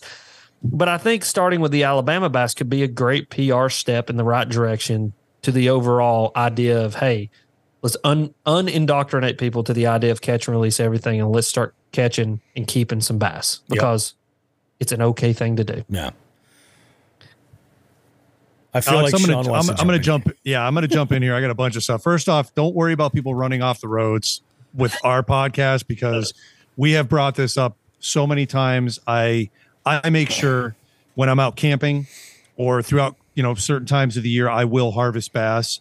I'll buy, within our law, you can keep 5 a day per person. And I make a hell of a bass pizza, which we'll talk about in just a tip. But to the point where I believe one of I can't remember who it was, one of our cohorts with the show was vehemently against harvesting bass, which prompted me to take a video of me frying up a bunch of bass and cackling over it for about 30 seconds. It was absolutely awesome. Yeah. We had a good time, perfectly legal. But true. Yeah, I can't agree with you enough. Now, one thing that I don't know, I'm sure you're aware of this, but being from Tennessee, you guys are in the center of largemouth and smallmouth's native range. Largemouth and smallmouth are invasives for us. In all of New England. Yeah. And they stop at New York pretty much. And what we see, I think, the most is, number one, people refusing to harvest them. Again, the indoctrination is there. It's been there for 50 years. It'll continue to be there. And I don't know what population or what percentage of the public makes up the folks that are just repeating that. Sometimes it's weekend warriors I hear it from. Sometimes it's sports fishermen that should really know a lot better. And I don't know who's where it's coming from now. You know what I mean? I don't know who the echo chamber is for that. It just seems to be coming from everywhere. Yeah. But bass doesn't taste bad. I mean, I don't know. It's really not that bad. Bobby, you've had my pizza, and I think I fried it one time once, right? Yeah. But with my whole Nando's. Nando's. My whole my whole MO on it is I won't keep a bass over 15 inches usually because aside from the saturating a population in a water body, but the mercury levels. Yeah. You know what I mean? That's another thing to think about. Like, at some point you're going to suck down a 6-pound bass. Is it like eating a thermometer? I mean, we don't want that. Yeah. But that even helps. Like, put the big ones back, let them breed. Yeah. They've got a ton of mercury. They've lived their life and they're top of the food chain. They've eaten 15 thermometers a day. They're good. Yeah. Those little 14 inchers are little pains in the ass that are biting your tails off plastics and just, are making everybody miserable. Not calling anything out when you need it. Bring them home, put them in a pizza. Yeah. Make some nuggets.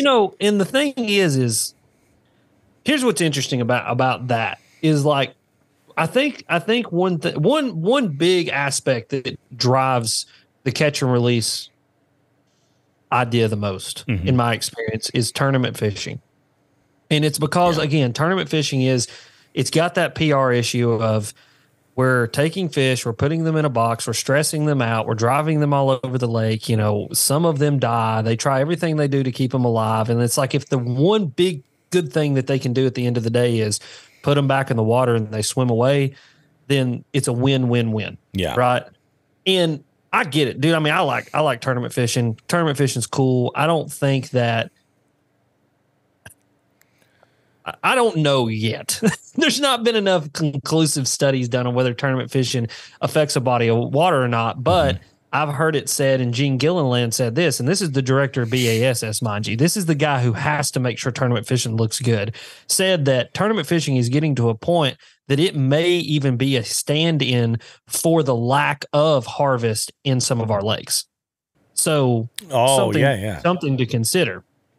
But to go off like your big fish thing, I think that's one issue that we kind of run into with the tournament fishing is, okay, if it is a stand-in for harvest, then what is the point of a tournament? What are we trying to do? We're trying to catch the biggest fish, right? And so if we're taking 4 and 5 and 6 and 7 and 8 pounders or that bigger than average fish in general, let's just say it's a fish 18 inches or longer in general, and we're moving them from one place or another, and then we have a certain percentage of mortality, well, then that smaller fish is going to move in and it's going to take its place. And so to go off what you were saying, that's why it's so important. Those bigger than average fish, those are the ones that we have to kind of take care of. Now, not anthropomorphize them. They're still it's still an animal. Yeah. It's still a bass. If you want to keep it and knock it in the head, do it. I have no ethical quandaries about that, just like I don't have any ethical quandaries about double lunging a big deer. I mean, like, there's no animal on planet Earth that, other than my dog, that I'm like, oh, like, we need to keep it alive. No, just it's an animal. But all at the same time, we can have some respect and a little bit of just discernment. Yeah. It'd be the best word to use for those bigger than average fish and making sure that we're taking care of those, both in tournament situations and eating situations. You know what I mean? And I'm sorry to interrupt you, but I just kind of had to put that out there just so everybody understands. I'm not saying go eat 5 pounders. I'm not saying eat them all. Like you said, specific size of fish, specific, but also there's this other aspect of you got to respect the fish without anthropomorphizing it too.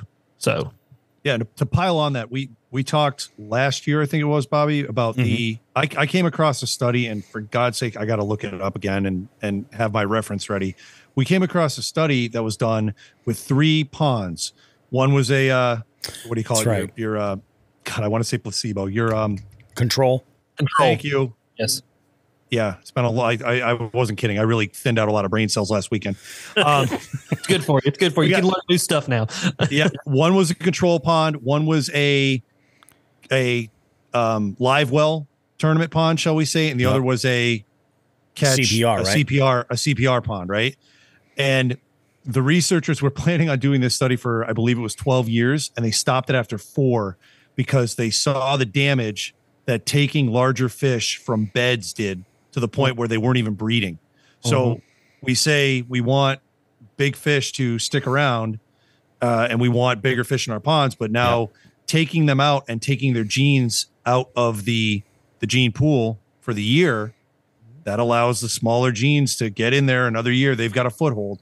So that just kind of compounds it, where seasonally, you know, that's something else to think about. But I don't want to go off on that tangent right now, but it just kind of works in with that vacuum, you know, taking the big fish out. We're 100% correct. And that's another thing that Shan O'Gorman, who's another biologist I've had on the podcast, he specifically maintains ponds. And one thing that he has noticed is that when fish get stressed out or get any sort of physical injuries on them, they just stop doing everything to try to fix that problem.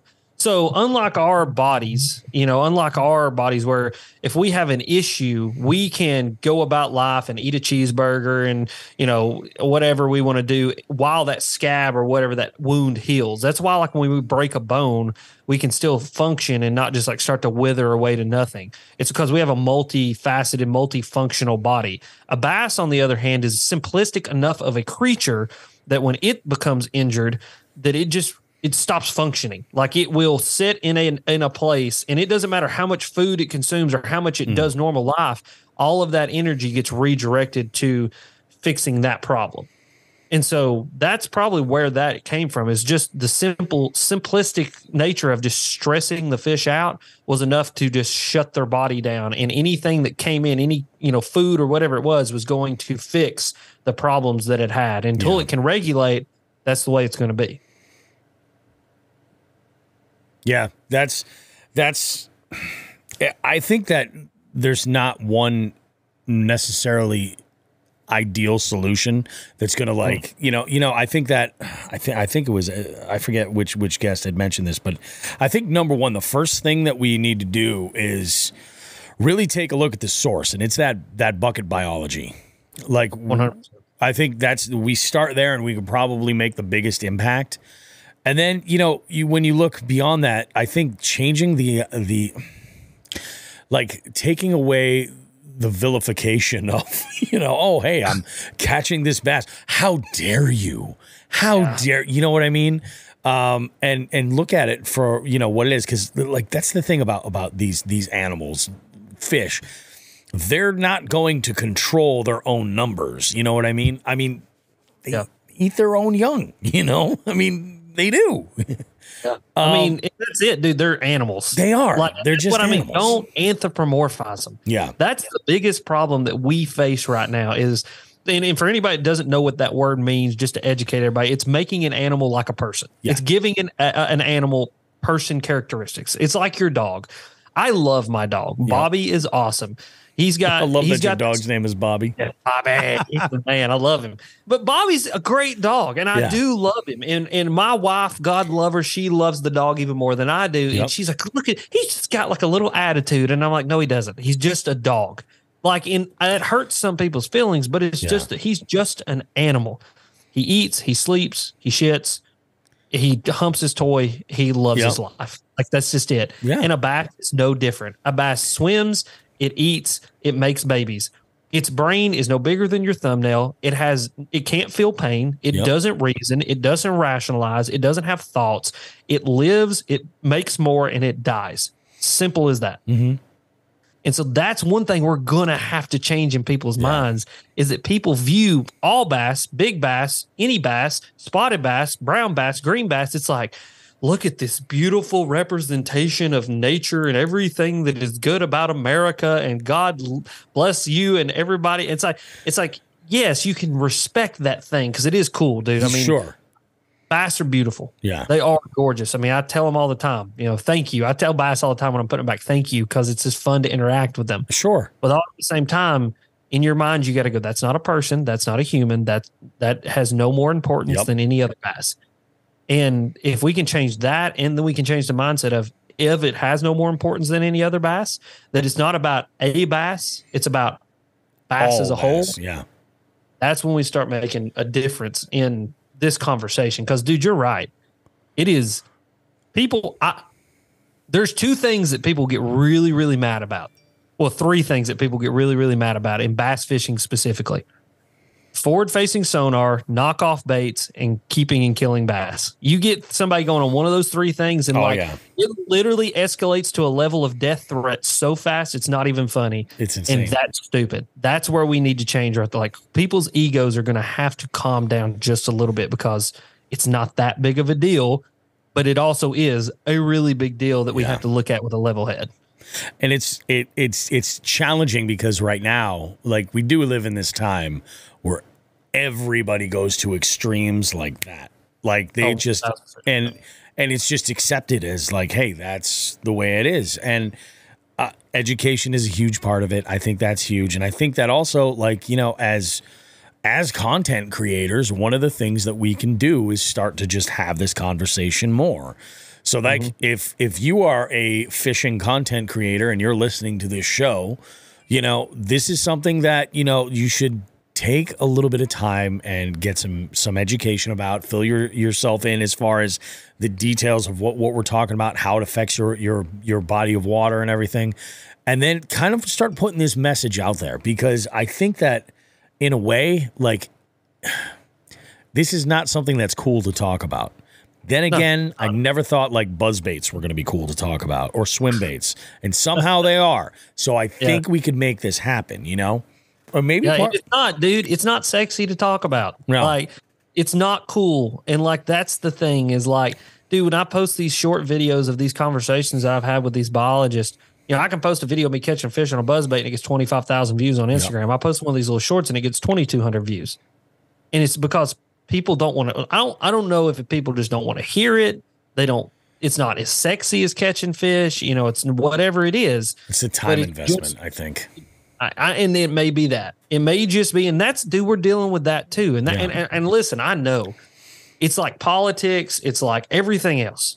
We just ain't got freaking time. Yeah. If you boys are anything like me, I barely have time to look at the damn news and figure out whose position is what on what, or even have enough bandwidth to give a shit. Exactly. Really oh my God. Thank you. and, yes. Yeah. I mean, like, seriously, dude, like when somebody's like, did you hear what Joe Biden said? I'm like, no, dude, I'm over here trying to like just pay the bills because everything's freaking expensive. Yep. You know, freaking bread's like $7 a loaf. Gas is $3.80 a gallon. And like, there's people dying of cancer still. So there's that we've got to try to worry about. You know what I mean? And so it's like, this is just another issue, and it's kind of politicized and it's polarizing that when I stick it in somebody's face, they go, God dang, I don't have the time for it. Yeah. I don't got another. But the thing is, I will say with this situation and with this issue, if you love bass fishing, like we love bass fishing, and I think everybody who takes the time out of their day to listen to the Jigs and Bigs podcast, like they probably really like bass fishing. Oh, yeah. Educate yourself on this. Yeah. Because I'm not kidding you guys when I say this. And everybody here, everybody listening, it takes one bucket full of these spots. Yeah. And it's over. And like, I have lakes, and I'm going to list them. So I'll show you just how widespread this is. Parksville, Watts Bar. Okay, that's a national lake that people like come from all over the country professionally to fish. Lake Chickamauga, you've been there. Oh, yeah. National lake. People come from all over the country to fish. Nickajack. I've heard Gunnersville. Okay, that's another one. Holy shit, that's some spread there. That's all of those lakes have Alabama spots in them. Wow. So imagine a world where Gunnersville is so overrun by Alabama spotted bass that you can't go catch largemouth anymore. Imagine a world where you can't go below the Nickajack and the Chickamauga Spillway and catch big giant smallmouth anymore because they're all Alabama spots. And yeah, they get big, and yeah, they're fun. Yeah. For a time period. Yeah. And here's the biggest issue. Here's the scariest issue with all this is they go like this in about 5 years, 10 years, they get huge really, really quickly. Yep. And then they overpopulate so much that they go whoop. And you've got a lake full of 12 inchers. Yep. With the chance of catching 1 5-pounder. And that's why, like, you look at a Lake Lanier tournament, that these dudes, the dude who can go out there and catch 1 5-pounder or 1 6-pounder in a day ends up being the dude who can win. Yeah. It's because it's a giant overpopulation of small fish. Yeah. It's finding that needle in a haystack when you've got a stunted population of all of these spots. And it's wild because up here, we don't have spots. And like I'll see on Fish Brain, people will identify a largemouth as a spot periodically. And again, that's just not knowing, you know? Yeah. But like, go ahead, Joe. I think the biggest problem here is just the ignorance. Cause like Alex, like what you mentioned is you'll put those shorts up there and, you know, you'll get that much fewer amount of views. And it's because it's not their viewpoint on it. Mm-hmm. They're not going to listen to it. They're ignorant to educate themselves.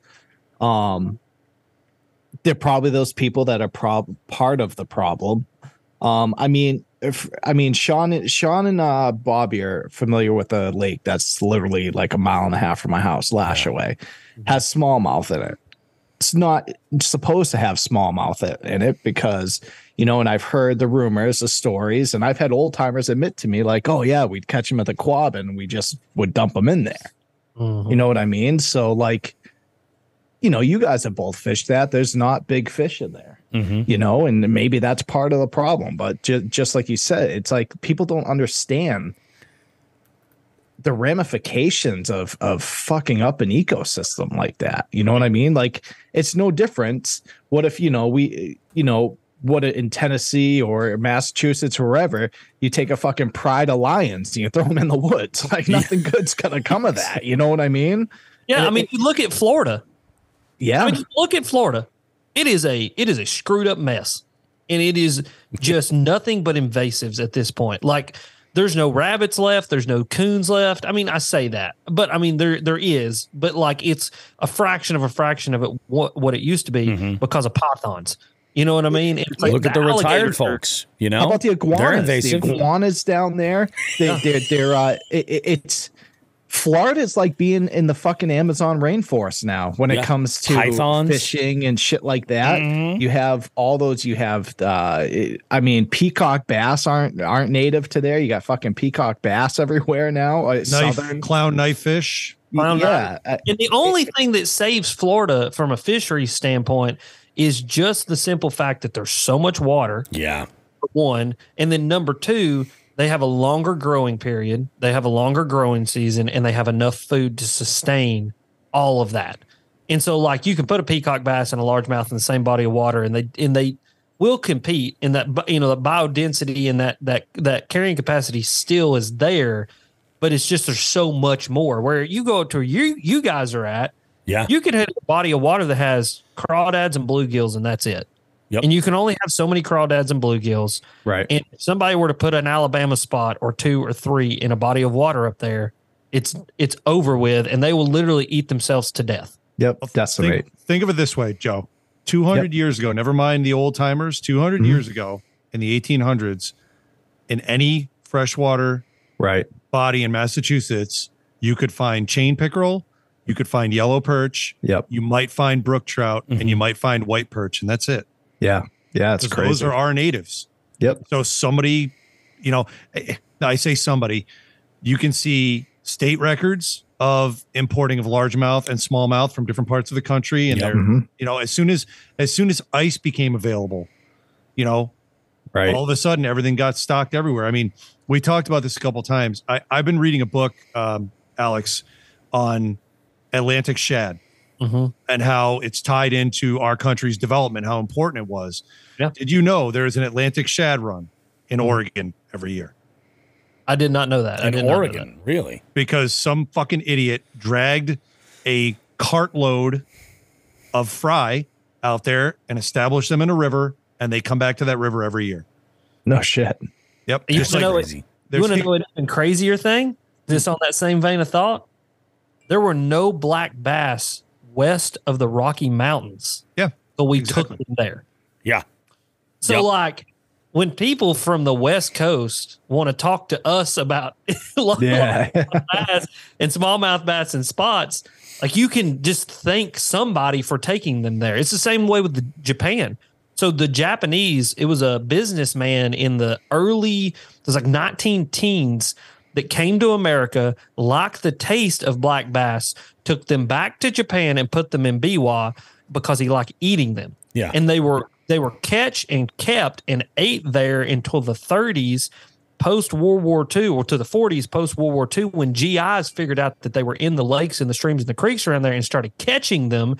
And then it became popular with the Japanese public to catch bass in Japan because of GIs, and then set off the competitive nature of the JDM market to try to create bass fishing equipment to keep up with America. That's insane. Well, so even more recently, let's take bass out of the picture for a second.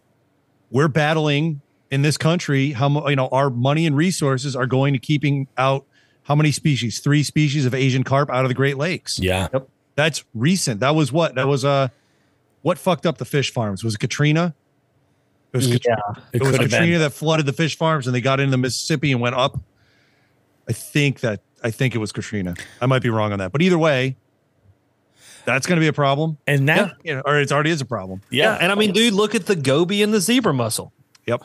Those are both invasives. We have zebra mussels here in Tennessee. I mean, there are lakes that are now used to, they had a huge plankton bloom. You had all of these microscopic living things that would support the shad. They would support smaller bass, fingerling bass that are now completely gone. You can stand at the dam in the middle of the winter and see 35 foot to the bottom because of the zebra mussels. And in defense of the zebra mussel, the zebra mussel gets a bad rap. It's an invasive. I get it. I don't want it in this country either. The zebra mussels are probably single-handedly responsible for cleaning up the Great Lakes. They don't catch on fire every Tuesday now. That's pretty good. Yeah. You know? And so, and that's the thing. I mean, like, thanks, Ford. Thanks, Detroit. Thanks, Cleveland. That's what we get for bailing them out. Anyway, there goes your taxpayer dollars. I'm sorry, I won't go down that. Well, insider trading too. Anyway, that's my soapbox. But yeah, I mean, that's the thing is you look at some invasives, And like there are good aspects to some invasives. Sure. I mean, dude, look at the Great Lakes, right? You know, I mean, we're getting record bags of smallmouth out of there. I mean, what's this last tournament that they just had? Like 3 dudes broke into the Century Club with brown fish. Never thought I would see that happen. That's crazy. It's crazy. But the problem is, on the flip side of that, to go against the zebra mussels all at the same time, Sean, the Great Lakes have the lowest biodiversity they've ever had in the history of the Great Lakes. Mm. Oh yeah. And it's just, and so it's like it sucks all at the same time. But again, giant smallmouth. I mean, it's giant smallmouth. But then here you go. I mean, there's that attitude right there, right? Yep. I can't say much because I have that attitude too of, well, let's catch them, let's release them, let's do it. You know, well, the zebra mussels aren't that bad. I mean, they're pretty freaking cool, you know. And it's the same way with hogs in Texas. Oh yeah. There's people who are destroying them, who hate them. And then there's another dude that owns 7 helicopters and runs helicopter tours that hopes that they never go away because he's making $10,000 a day running people with AR-15s and shooting hogs out of helicopters. Oh, absolutely. And I think that's the same thing with these Alabama spots. They're stupid. They're easy to catch. You can take people and they can go catch them easily. And I think that that's another driving factor. There's a financial factor here. If somebody went, God dang, these things are stupid, man. If I put them in this river, this can be my milk run. I can bring my guide clients up here every single week, charge them $600 a day, and they'll catch these Alabama spots. Catch these giant 5-pound Alabama spots. But like you said, they're going to get to a point where they go. And they're going to get choked right back down because. And that's where what Joe said is ignorance. Mm-hmm. It's not understanding. I mean, dude, we can see here. Yeah. This is as nuance gets. Yeah. It's like almost every issue that we deal with nowadays. It's so much nuance in the whole thing. But at the ground level of it, it's just the simplicity of ignorance and people not knowing and understanding the ramifications of what's happening. Exactly. And this is where ignorance is bliss. Here we are all stressed out about like, oh, fuck, like the Asian carp, the spotted bass. These guys don't give a fuck. Like they're not stressed out about it. No. Ignorance is bliss, man. Like they're like, damn, dude, I caught another one of them things. It's 6 pounds this time. And that's what we're seeing here. I mean, that's what's so badass. I mean, is there's creeks around here and rivers that we're like, dude, they're in there. Let's go see if we can catch a 6-pounder because we caught a 4.5 pounder last year. Yeah. We know we saw a 6-pounder there. And I mean, that's just dude, it's fun. We're bass fishermen. That's what we like to do. They're fun to catch. I mean, but every time I catch one, I look at it and I'm like, shit. Yeah. There's no smallmouth left. Damn it. But it's so much fun. Like it's just you don't know what to do with it, you know? Oh yeah, absolutely. And you know, I do. I think we can probably get a little creative as far as ways to do. You know, I can remember hearing one time when I was a kid that the best cookbooks out there were like those little community-based cookbooks. Maybe that's what we should do is get all of the professional bass anglers, all of the content creators to put together like a little recipe card inbox, you know, where everybody just kind of shares some stuff. And we'll do ours in segment 2. We'll put we'll start it. We'll start it segment 2 with our you know, because I think a lot of people just think they're like you said, like you know, bass actually taste good. They're, you know, it's a very, very mild fish. You know, smaller bass in cold water are the best. They're fantastic. Oh my God. But with that said, like, you know, you just can kind of open some eyes and ears and get some people thinking differently. And, you know, yeah, next time you catch that 13-inch nibbler, you know, and you're just like, oh wow, yeah, he's bleeding out the gills. He's lunch. Try it. Even if he's not. Even if he's not. Yeah, even if he's not. Even if he's like, not. Seriously. Yeah. Like, I challenge everybody that's listening to this. Next time you go out fishing, boat, kayak, bank, whatever it is, take you a stringer or fill the live well up and put you a limit in there. Limit of 12 to 15 inches. Put them in there. Or whatever the keeping size is on your lake. Don't break the law. Make sure you know the law before you go out there. But, like, just keep them. Keep them and eat them. And, I mean, you'll be surprised. And that's just doing a little bit of your part. You know what I mean? Yeah. And if you can just start, it's one person. 1 leads to 2, 2 leads to 3. And it's just like building a podcast or building a following on social media. It's just get the ball rolling. And then next thing you know, we've actually made a difference in people's perception of bass, keeping and eating bass, people's perception of conservation, people's perception of stewardship, perception of all of those things. And then we live in just a better bass fishing world. You know what I mean? And that's my my perception on it. I like that word, because I for a long time have said that perception is reality for most people. I think that if we can just adjust folks' perception a little bit and make them realize like the damage that they're doing, releasing every single fish every single time, or or the damage that they're doing, basically going off the handle as a keyboard warrior in the comments because somebody chose, to eat their catch. I will say this much. Up here we have a certain group of the angling community that we refer to as the White Bucket Brigade. These are those folks that they catch it, they eat it, doesn't matter. It doesn't matter. In fact, muskrats, they don't give a shit. Yeah, they don't care. Human body parts, tampons. Exactly. Yeah. I mean, dude, it don't matter. I mean, first you use tampon floating, it's going in the bucket. That's a little extra protein. Ketchup. This Gatorade bottle tastes fantastic. I love me a little bit of PCBs in my or whatever the damn things are called. What if you like, we got plenty of PCBs. You got to come up here and fish. We got tons of PCBs. It's fantastic. But I do think that there's the idea that some people have in the back of their mind, and I'm guilty of it to a point, of thinking that they're providing enough of a dent in that fish population. Unfortunately, they're just if it swims, it's dinner. You know what I mean? That's just their deal. So I think that you have to kind of take into consideration that that's not ethical harvesting. You know what I mean? That's not harvesting with conservation in mind at all. That's poaching. That's something different. And I think that we got to kind of lay that out there. And I don't know, maybe we'll come up with some way to kind of throw a little tidbit here and there.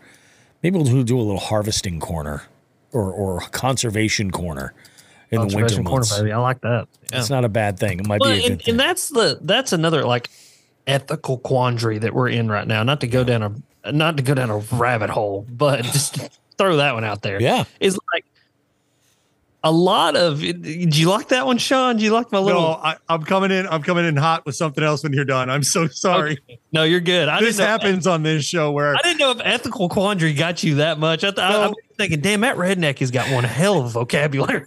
No, I've got a fantastic idea for conservation corner, but please continue. Okay. But that's another ethical quandary that we're in right now. Yeah.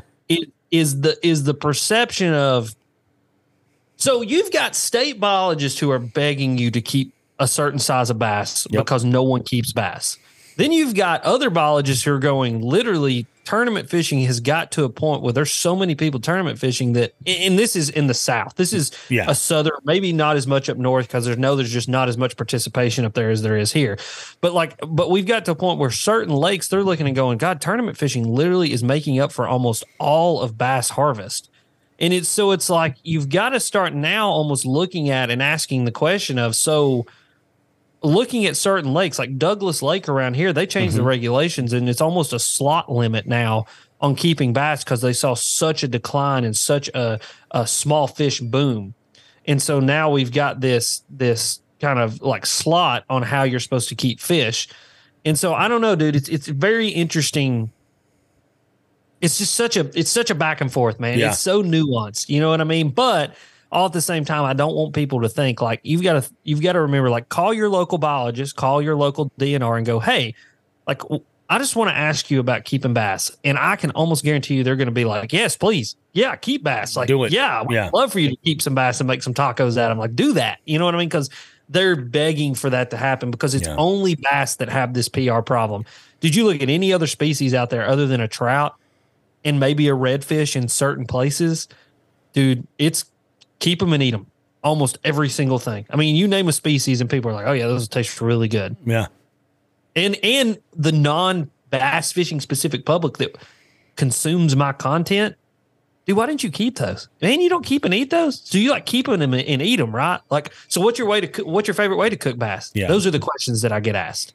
Like, and that's from the non-bass fishing specific public that consumes what I do. Yeah, it is. I think you're right. I think it's just that one little niche, you know? Oh, we're weird, dude. We are I'm sure all four of us sitting here are a hyper specific group inside of a more specific group inside of a more specific group. I mean, dude, because you got to look, we got fishing, then we've got freshwater fishing, then we've got freshwater bass fishing, then we've got freshwater bass fishing tournament fishing, and then we've got freshwater bass fishing tournament fishing in kayaks and in bass boats. Yep. Then we've got, and then from that, it branches out into 42 other little branches where it's kayak specific bass fishing in only bass boats under a certain size or only boats that are made of this material or that material. And like, that's bass fishing in the weirdness that it is. And it is a very niche group that's making a lot of noise and making up the perception, which is reality for all of us as bass fishermen, because we've just listened to that for so many years. And I think these kinds of conversations on these platforms are what is going to change that into the future. Yeah, I agree. Sorry, I've talked a lot. Like, I love this. This is great. This is exactly what a passion of mine right here. This is something that I've really got a lot of. This is my soapbox I like to get on. To add to that, so Alex, you kind of mentioned with you don't know what we have for the Northeast. We have a ton of tournaments, big boats, kayaks. Even John boat kayak combos, small boats. We have it all. While we don't have the individual tournaments as large as Appalachia and the Southeast and the Southwest, because of the size of the lakes, we make up for that with more people. Because we have, if 1% of any given city is a, tournament bass fisherman, I'm throwing a number out. Well, we're the population capital, right, of the U.S. out here in the Northeast. We got tons and tons and tons of people between New York and New England. I mean, Massachusetts, Connecticut, New York alone are just full. So the density's there for the people. But the other thing is, we also kicked off the Industrial Revolution for our, for the country, and our rivers are destroyed. And that's a lot, dude. That's we can't harvest out of there, and we can't, even some of I know a whole area, one particular area surrounding a military base, that because of their munitions that went into the ground, it's like a 10-mile radius. You can't eat anything out of there because it's in the groundwater. Actually, right by there's a pond Bobby and I fish that is adjoined. It's a larger pond, could be considered a lake. That connects to like 3 other smaller lakes through underground, whatever, aquifers or whatever they're called, right? The southernmost one is on the edge of an Air Force base. And Joe's laughing because Joe may or may not be stationed there. We'll talk about that another time. They've had issues with their the FBI just tuned in, and the CIA. I heard that little glitch in the system there. It's all good. This has all been in the news. I'm not repeating anything that hasn't been disclosed publicly, but they've had problems with their flame retardants on their flight line, and that's gone into the water. And there goes that. You can't eat anything out of there. Like, our pollution is second to none up here in the Northeast. Second to none, dude. And that sucks. Come to Massachusetts. We have a lake. Lobster we have rolls. a lake here. We have a lake here, Mountain Hill. So Oak Ridge National Labs, it's the Manhattan Project. We enrich the uranium. Oh yeah. Okay. That's 15 minutes from my house. So we have a lake here that like we laugh when people keep fish out there. We're like, yeah, you're going to be glowing this afternoon. Like, and it says, don't eat catfish, don't eat carp, don't eat the striped bass, don't eat this, don't touch the mud, don't eat the crawdads. Like, you can't do anything, right? And it's because it's enriched uranium. That's where they did it at. And like, that's a whole nother issue within itself. I mean, that's a whole nother podcast for another day. Oh yeah. Is clean water. Yeah. Dude. And that's another thing that we as bass fishermen, we just do not talk enough about. No. And it makes me want to claw my eyeballs out, because like that should be our TED talk. That should be our soapbox that we get on. Absolutely. Clean water. The baseline of conservation of fisheries is, guess what? The water. The water. Yep. If we don't got the water and we don't have clean water, then we don't have anything.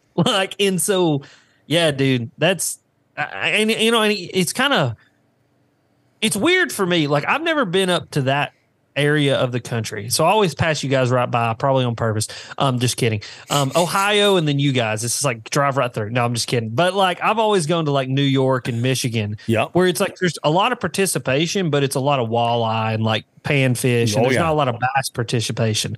And so, but what I've heard from a lot of people is like from kind of southern New York down to the DC kind of area, that whole, I guess, I don't know if DC is considered New England, but that whole New England kind of esque area and a little bit further south, there seems to be a lot of bass fishing participation in that area, which is interesting to me. I never realized that. Yeah, that makes sense. There is a lot that's in that area. I can think of a few different tournament organizations that are in that area. A lot of, like, especially around DC with the hell's I want to say Pontusic. You know what I'm talking about. Potomac. Yeah, Potomac. Oh, yeah, the Potomac. Yeah, there's a lot that happens on the Potomac, and I mean, it's a good fishery. But I think like the same kind of thing. Like, there's a lot of that water quality there is like hot garbage.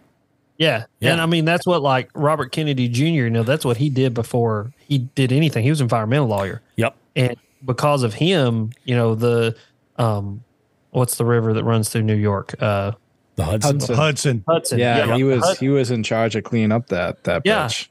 Yeah. And I mean, dude, like now it's, I mean, I wouldn't say it's immaculate, but it's a hell of a lot better than it ever has before. And I mean, dude, and that's what a lot of people, not to get political, but a lot of people need to realize all these conversations that we're having can start to move forward, and you can make a difference by simply emailing your congressman, emailing your local representatives. If you see a problem at a boat ramp, like somebody cutting the wings off a goose and nailing them on a board, email somebody, because I did. Exactly. I mean, and dude, people were like, dude, it doesn't work. The politicians don't listen. That's just untrue. Yeah. I mean, the local municipalities, the local people, and even the state level people, man, I've emailed and seen a difference made within a couple weeks or months. Yeah. And I'm a squeaky wheel. I've made differences here in Tennessee by hosting a podcast. And I know not everybody has the same, you know, ability to get out there and say things like I do and put them on a very public platform. But if you get enough people being squeaky wheels, people start listening. Yeah. And especially people that are made to represent you, because guess what? If you're a squeaky wheel and you make a decision that makes it where you don't agree with them, guess what they don't get in the next go around? A vote. That's exactly that's the thing. Like, make your voice heard. The political system still works. I know it sucks. I know people don't want to hear that. And I know there's some guys like, this son of a bitch, he doesn't understand. But you're talking at hyper local level. You're talking about where really individual votes make a huge difference at that level. So a state and local level, guys, state and local level, you would be amazed the things that you can get done. Yeah. Because money talks and so do votes. I can tell you right now, Bobby Roast Beef's platform is we're going to get Whitney fucking Reservoir opened up to fishing. That's it. Yeah, Ashley. Start sending emails, bro. I don't know nothing about it. We're going to make it Send happen. emails. Fucking. Yeah. Where's that one, Bobby? That's right on Route 202 in Holyoke. It's that beautiful reservoir that you can see to your left if you're going toward the base. And you spot that over there. I know what you're talking about. Yeah. Oh my God. I'm like, it would be such a great fishery. And I mean, I know that there are people who fish in there illegally, but I've also seen a lot of people with like their car entirely stripped of all their fishing gear and an environmental cop going through everything like, yep, all right, you're done. And, oh, is that lead? Check. You know what I mean? All that kind of stuff. So there would be a line of 200 guys with white buckets the day that thing opened. It would. I'm gonna branch off here. So, Alex, just for a little bit of reference, so the Quabbin Reservoir is our biggest body of water in Massachusetts. You know, huge smallmouth. It's just a phenomenal fishery. It's only like, it's less than 100 years old. They basically flooded out a bunch of towns, you know, that whole thing. Fishing wise, you are only allowed to fish it with a 25 horse motor or less. Okay. So obviously boats like mine can't go in there. No tournaments, nothing like that. But my gripe with that of late has been these people can go into this, and it's because you have to, when you fish there, you have to have your boat sealed. Like they have to clean it, put a seal on it saying that they cleaned it because they don't want the invasive species, all that. Because it's the water for Boston, basically. Oh, Boston. Oh, yeah. Man. So it's what grinds my gears about the whole thing is. Can you say that sounds just like Peter Griffin? Can you say that for me one more time? What really you want to know what really grinds my gears? Love it. All right. So you can get this fucking guy with his 1972 two-stroke 25 horse motor that, you know, for every 3 ounces of gas that it burns, it squirts the other, you know, out the back right into the water. You know what I mean? But I can't put in my boat with, you know, a modern 4-stroke motor. Yeah. And that it still pisses me off. I understand some of it, and you know what I wish. Joe? That's just a conversation. I mean, that's ignorance. That's some politician who goes, yeah, that sounds good. Less than 25 horses because less emissions. Go ahead. That sounds good. Yeah. And all you're going to do is go, hey, listen, dumbass. Don't put the dumbass part in there because that probably wouldn't work. We go, hey, listen, I have a modern 4-stroke engine that literally when I turn it over, it is 8x less emissions than this dude with his 1965 whatever. You know, it's like, do you guys understand that? And like most of those people will go, oh, shit, I didn't know that.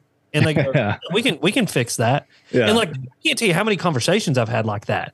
Yeah. Like, where I like literally go, this is the problem. This is why I think it's bad. Do you even realize that this is a problem? And people go, huh, I never thought about it that way. And I'm like, yeah. It's funny because you'll have the state police patrolling it in their, you know, $200,000 center console with 350 horsepower Mercs in the back. That's stupid too. Like, Alex, for some context, just so you know, we live in an insane part of the country, but it gets upped a little bit when it comes to Quabbin Reservoir. Just so it's Boston's water supply, and they try to maintain it as pristinely as possible, but just they have Boston kind of shits on the west side of the state anyways. Yeah. And that's where the reservoir is located. Yeah. So kind of building a grassroots campaign to do something that's like this probably isn't going to work. I mean, think of it this way. After 9/11, there were at least, I believe it was 6 months to a year, there were National Guard units patrolling that to make sure it wasn't poisoned and no one could use it. Yeah. So like, and that's one of those, it's like you pick your battle, right? Yeah. What do you want to die on? And it's like, so it's like that when you go, well, we can't do anything here, but we can do something about this or that or that. Because dude, I get that. I mean, it's like Mountain Hill. It has very few accesses on it. Well, that's because the whole eastern side of the lake is Oak Ridge National Lab. I can't do anything to fight that. I mean, exactly. That's the DOE, dude. Like literally, there's nothing I can do to fight that. Like they're freaking they've got a hadron collider out there. I mean, like they're not letting you anywhere near that place. No, that ain't happening. Yeah, and seeing that's another thing that sucks for us. That again shows you the threat of the non-fishing public, or the non-hunting public, or just the non-outdoors public. Yeah, the city of Boston, I can promise you that probably a good majority will use the number 90, but I have no idea. 90% of that population probably couldn't tell you the difference between a brown squirrel and a black squirrel and a red squirrel and a fox squirrel. You know what I mean? They couldn't tell you the difference between a largemouth and a bluegill. They couldn't tell you the difference between, I mean, hell, if you showed them a dolphin, they go, look at that fish. And they wouldn't even know it was a mammal. Like they just don't care. They would probably say, is that a striper? Yeah, is that a striper? And like, yeah, my neighbor, he's from there. He's from Boston. He moved down here because I guess taxes and whatever. And God love him. I mean, he's just like, y'all got any stripers down here? And I'm just like, nah, yeah, we got some stripers. And it's like, you know, they're fun to catch, whatever, you know, but it's just, that's it, dude. I mean, like you hit the nail on the head, is that's their perception. And then you've got like down here with us, our perception is, I go fishing. Redneck with a lawn chair and a cooler for a bit full of beer and a rod thrown out there. Yeah. That's the perception of what we are. That's what they visualize. You know what I mean? Yeah. And so, yeah, dude, like, and that's the thing is, and you're right. Both of y'all are right. Context is key. for making decisions on what battle you're going to fight. Yeah. You know what I mean? And so like that reservoir with that context, I now have the understanding. It's like, okay, well, that one, we can't probably fuck with that one. Like, let's pick another one. And it's like, as much as Joe, your gripe is very, very logical, to Bostonians, it's like, they don't give a crap. Yeah. Like they want their drinking water, whatever, but pick something. You know what I mean? Like, sure. As an angler, I would implore everybody, pick something, make it your mission, try to make a difference. And I can promise you, do it one time, you'll go, damn, it works. Yeah. And then you go and you pick another one. See, and mine recently was a boat ramp. And I bitched and I bitched and I moaned and I bitched and I prodded and I emailed and I called and I emailed and I prodded some more, and they repaved the bitch finally. That's all I wanted. I just wanted it repaved. Because it was literally pothole central, and I literally could rip the axle out of a double axle trailer on a boat if you weren't careful. Jeez. And they repaved it. That's all I wanted. Yeah. And there's my one mission done. So now I'm going to pick another one around here, and I'm going to start going, because that's our job, dude. Like, if you're going to, not to go down another rabbit hole, but if you're going to pay a tax, at least be represented and have your opinion heard, and hopefully a thing that you need to see fixed.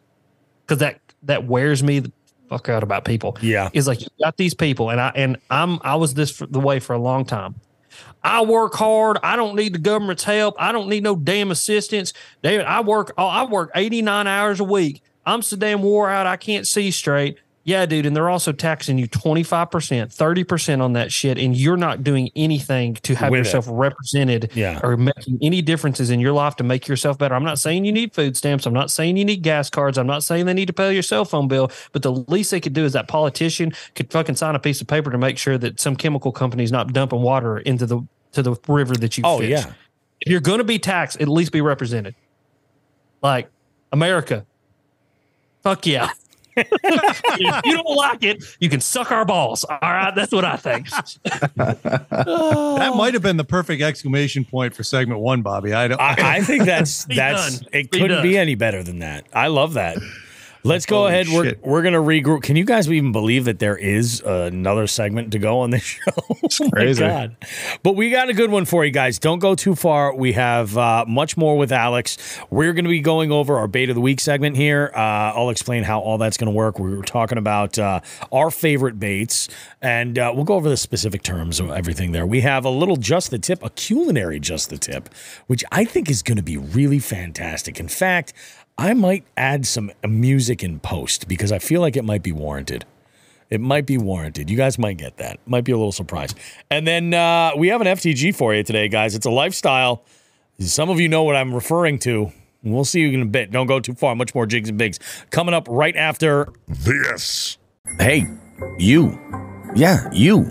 The one with the impeccable taste in fishing podcasts. Bobby Roast Beef here with a little call to action for all Jigs and Bigs listeners. We're opening up our hotline to you. Now you can call us to sound off about almost anything at 413-324-8519. Want to submit someone for our FTG segment? Call us at 413-324-8519. Care to maybe suggest a topic for Just the Tip or Bait of the Week? Call us at 413-324-8519.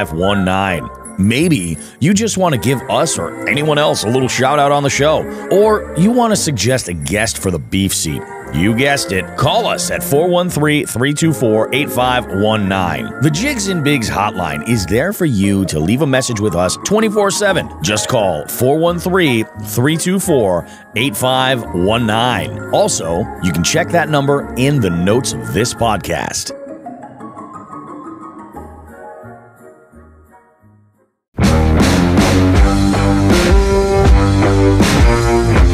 Jigs and Bigs wants to take a moment to say thank you to our partners for helping us continue to push the limits of our fishing adventures and bring you amazing long-form content. We're excited to offer Jigs and Bigs listeners a 15% off savings on your first installment of a month-to-month subscription to Dark Horse Tackle. Dark Horse Tackle provides a monthly supply of small batch, craft, and custom lures, allowing anglers to try some otherwise tough-to-discover baits. This is stuff you're not going to find just anywhere, and Dark Horse Tackle does the hard part for you. They track down these small companies and then test the baits to determine if they're good enough for the DHT community. Subscribe now at darkhorsetackle.com and use the promo code JIGSandBigs15 for your 15% off savings now. For all your premium kayak needs, we partner with Three Bells Outfitters. Located along Smith Cove in Niantic, Connecticut, Three Bells is your go-to location for kayaks and accessories by Hobie, Native, Bonafide, Jackson, Yak Attack, Naqua, Boondocks, Burley Pro, and much, much more. Financing options are available to upgrade your kayak fishing experience. White glove delivery service is also available. Visit threebellsoutfitters.com for more info, and don't forget to tell them that Jigs and Bigs sent you. When it comes to high-quality polarized sunglasses, we've partnered with Toredge. They provide stylish sunglasses in a variety of frames that are light and fit comfortably on your face. The polarization cuts glare and allows you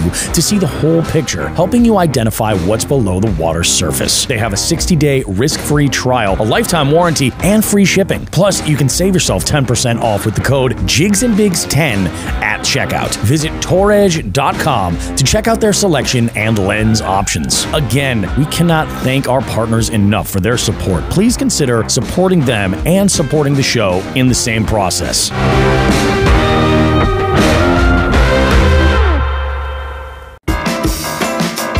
Bobby and Sean now have a special presentation for us all. They'd like to give everyone just the tip. That's it.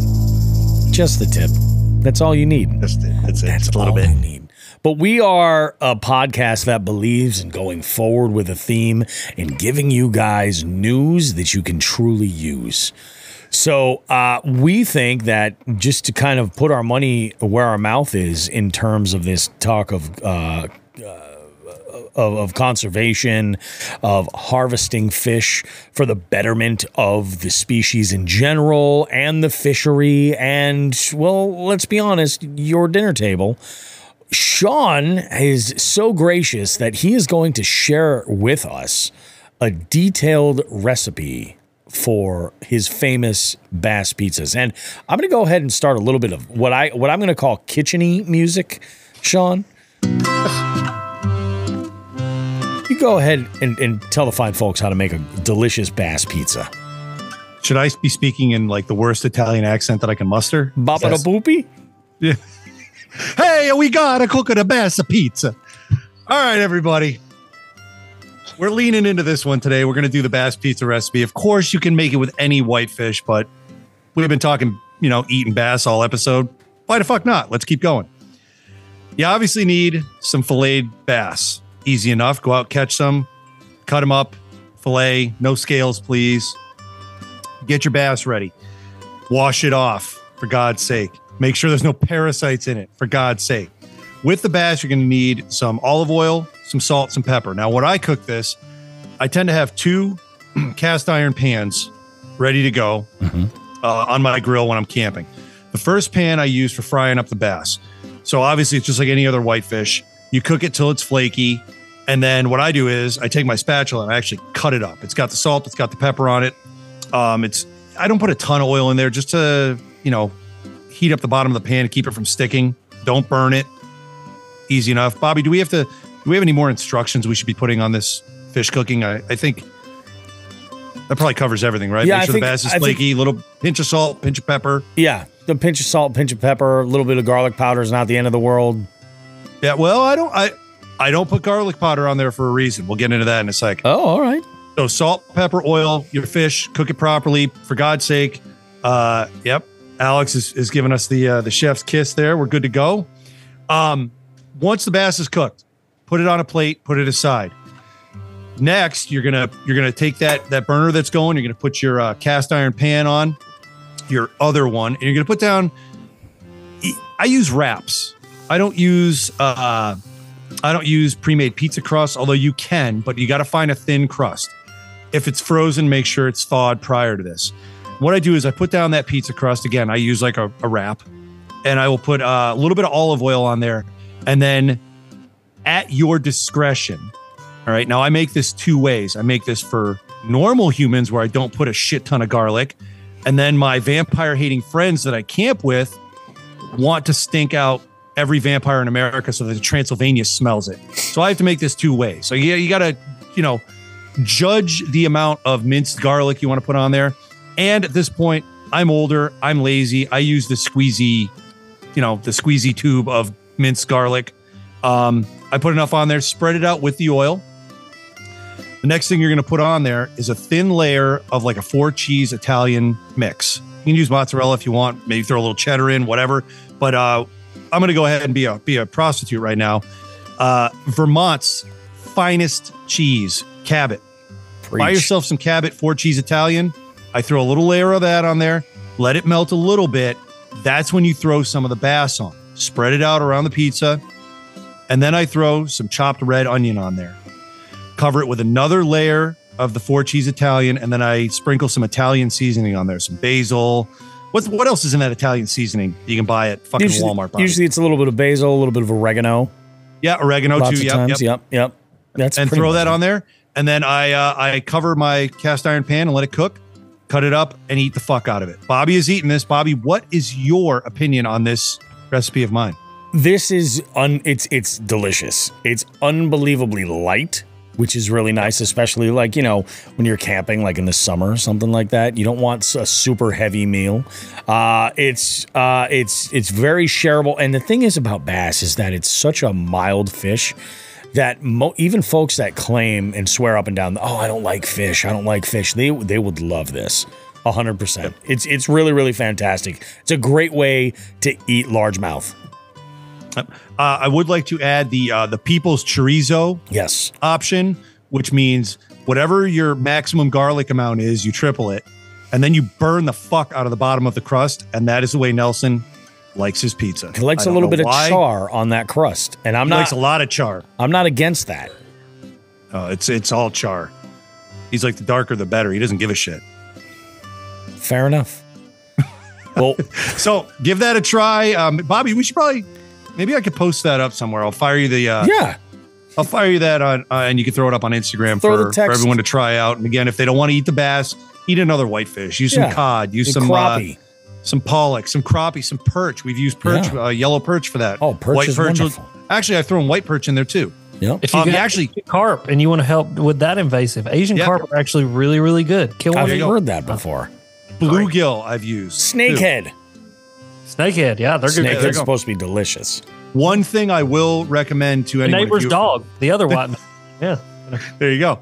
If you're going to use a whitefish, which you should be for this recipe, and you do catch your fish, whether it's a bass, a bluegill, whatever, to dispatch it, this is going to be a little graphic.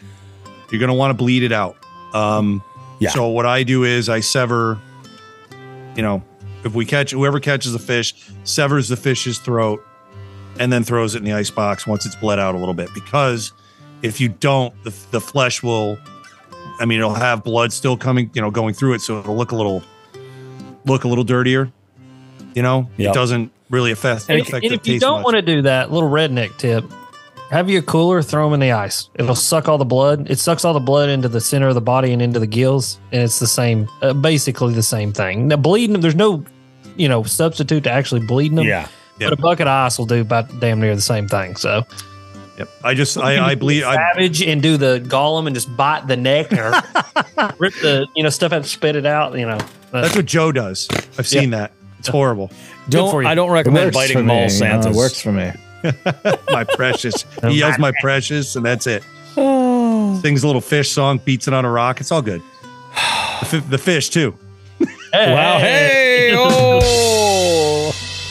So there's your just a tip. There's my pizza recipe. If you guys are out camping and you're enjoying some fish, I hope you enjoy that. It's good shit. Awesome. Well, here we are. Just the tip, providing you guys with some culinary expertise so that you can do your part to wage this war against that Alabama spotted bass. God damn it! Please kill him. Murder. And being a believer in one good thing deserves another. Fuck that guy. Fuck that guy. Fuck that guy. That was the most magical transition ever. Like, I've been looping that music in the background during that entire recipe, and then it just ended at the right time. And here we are. And Paul Paul Roberts greets us with the FTG. Man, do we have a good one for this week. Oh, not an internet troll diving into the comments. No. This is all about an oblivious angler, two oblivious anglers, and their love for paddling giant aluminum canoes. You might say that they're douche canoes. You might. You should. It's the right thing to do. We had a little run-in at the launch on the way back in. Now, there were four of us. We had myself, Sean the Fisherman, Chrissy fishing with us, and the People's Chorizo himself. Nelson was with us.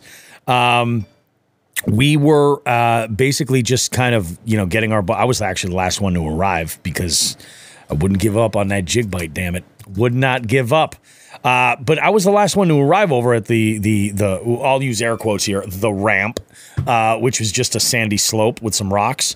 And as we're in here, I saw this canoe coming in with these two guys, and they had this look of bewilderment on their face. I think that they were as confused by arriving upon the ramp to these four kayaks getting ready to load out than anything. But now, Sean, you're gonna have to help me with the timeline here. You had already loaded up at this point. Your kayak was in the truck, and you had pulled up. And at this point, Nelson had backed his truck down to put his kayak in the boat. Yes. His kayak was still staged over to the left-hand side of the ramp. And Chrissy and myself had kind of made room so that he could grab his boat and just grab it right in his truck and be good to go. Instead, and I don't think I necessarily heard this at the time, but one of these guys says, "Oh, that's awesome. They made some room for us," and paddled their giant-ass canoe right on into Nelson's spot. And I think that was about the time where we all kind of looked at each other like, is this an alternate universe? What the fuck happened? What made me laugh was that we all looked at each other. You, Nelson, and I all looked at Chrissy was dealing with her boat or whatever, but we all three of us looked at each other, and you were a foot away from these guys, and you turned right around to me and said, "That's right. I love it. I love it when an FTG drops right in our lap," and we both started laughing. It's the codes. Look, you guys can speak in codes if you want. We'll come back around to that. Yeah. I mean, bottom line, I moved my boat out of the way. These guys decided that regardless of the three people waiting in line to use the ramp, that was their spot, and they were in queue. Yep. And then they talked to us about the fish they caught, and we just smiled at them and said, "Get out!" Just mentally, all of us were concentrating on get out of here, go away, piss off, get the fuck out. But at least, to their credit, they did carry their canoe out of there. They did very, very quickly. They were quick about it. They were very quick about it. Pulling in like that caused some consternation. Oh yeah, there were some issues. There were some dirty looks. There were some comments. yeah, 100% there were. Fuck them. Fuck them indeed. So that's what FTG is for, And feed them fish heads. There you go. There's an old Southern saying for you boys. Fuck them and feed them fish heads. Feed them fish heads. I love it. And very topical, given the recipe. What I'm saying. No heads on the pizzas. No heads. No, we don't do that. Yeah. But when you're slapping it against the rock, all head. All right, go ahead. Fair. And the fish too. Yeah. All right, let's go ahead and jump into this. I've been itching to do this segment, this portion of the show, since Friday. Let's get to it. Jigs and Bigs, Bait of the Week. Yeah. So I was actually listening to, whose podcast was it? I think it was Wendell's podcast, actually, tell you the truth. An older one. And it was a topic, a little round table about their 5 favorite baits. And it was left really loose, just baits that perform for them, things like that. And it got me to thinking about it. We covered a lot in Bait of the Week in the last year or so that we've been doing this segment. We've taken deep dives into various lists. We've cracked open Sean the Fisherman's tackle boxes. We've talked about my confidence baits. We've riffed on things that have just been working lately. In fact, Joe had brought the suggestion in about going a brand at a time and just kind of spinning a wheel and letting luck kind of dictate where it goes. And while that's a lot of fun, I think what we should do is talk about specifically our 3 favorite top 5 baits. And what we're going to do is this. Myself, Joe, and Sean, we're going to share each one position of that list every single week. So you'll be able to tune in and hear what ours is. But in the situations where we're lucky enough to have a guest co-host, we're going to put them on the spot to do their entire top 5. I think, how do you guys think we should do this? Alex, do you want to go first, or should we get our number 5s out of the way and then have you go first? Let y'all get yours out of the way, and then I'll go, because I'm often long-winded and have a lot of hot air in me. No, this is good. I love that. I absolutely love that. So why don't we start with, I made my list. I actually put it in writing today, and I'm not 100% sure that it's in the proper order, but I'm just going to live with it. Anybody want to go first? Sean? I'll go because I sent you that list, and then I went through my records and decided that my list needed to change by 1, and I'm going to change that bottom one. I love crankbaits. I had lip crankbait down there, and then I looked at what I've done with a lip crankbait versus a lipless. What I've done with a plastic stick bait. Oh yeah, and I'm not just talking about. I rig a plastic stick bait one of 2 ways. I either Ned rig it, I cut it down, Ned rig it, or I will throw it out there weightless. I don't do much else. Yeah. I may, in that weightless method, the weightless rigging, I might throw a couple of those Sabile hooks. Oh yeah, Jesus, the little weights, the hook weights. Yep. I might slide those on the shaft, but that's it. I don't do anything the old else. Shaft slide. Slide it on the shaft, beat it on the rock. It's all good. So I'm going to throw my number 5 in there for. Yes. There you go. That's on my soundboard too. Nice. I knew we were friends for a reason. The plastic stick bait and I would say all of its multitude of uses, but the 2 ways that I use it. Plastic stick bait. Yeah. There you go. Fair enough. I like that one. I'm going to go ahead and, this is so weird. I can see you editing that now. That's crazy. I'm going to go ahead and throw mine in here. My number 5 is a finesse jig. I've been killing it with a finesse jig, and I'm going to include Neds with that. Because in my opinion, a finesse jig and a Ned, super similar. Skirt is kind of what makes the difference, in my opinion. So I'm gonna go with that. I find that it's really great in finicky situations where, maybe a full-size bass jig might not necessarily get it done, or, super heavy pressure, or maybe it's cold, weather situations, not necessarily ideal conditions, middle of the day. It's another great time to throw one. And with that, I like to mix up my trailers a lot too. And I feel like the finesse jig or the Ned rig can be very, very versatile based on what you do. You can swim it. You can, hop it, fishing along the bottom. You can play with weights and what you're throwing it with for plastics to slow that fall rate. It's sort of one bait does many jobs, and I'm here for it. I like it. How about you, Joe? So my number 5 is going to be a crankbait. That's going to be mine.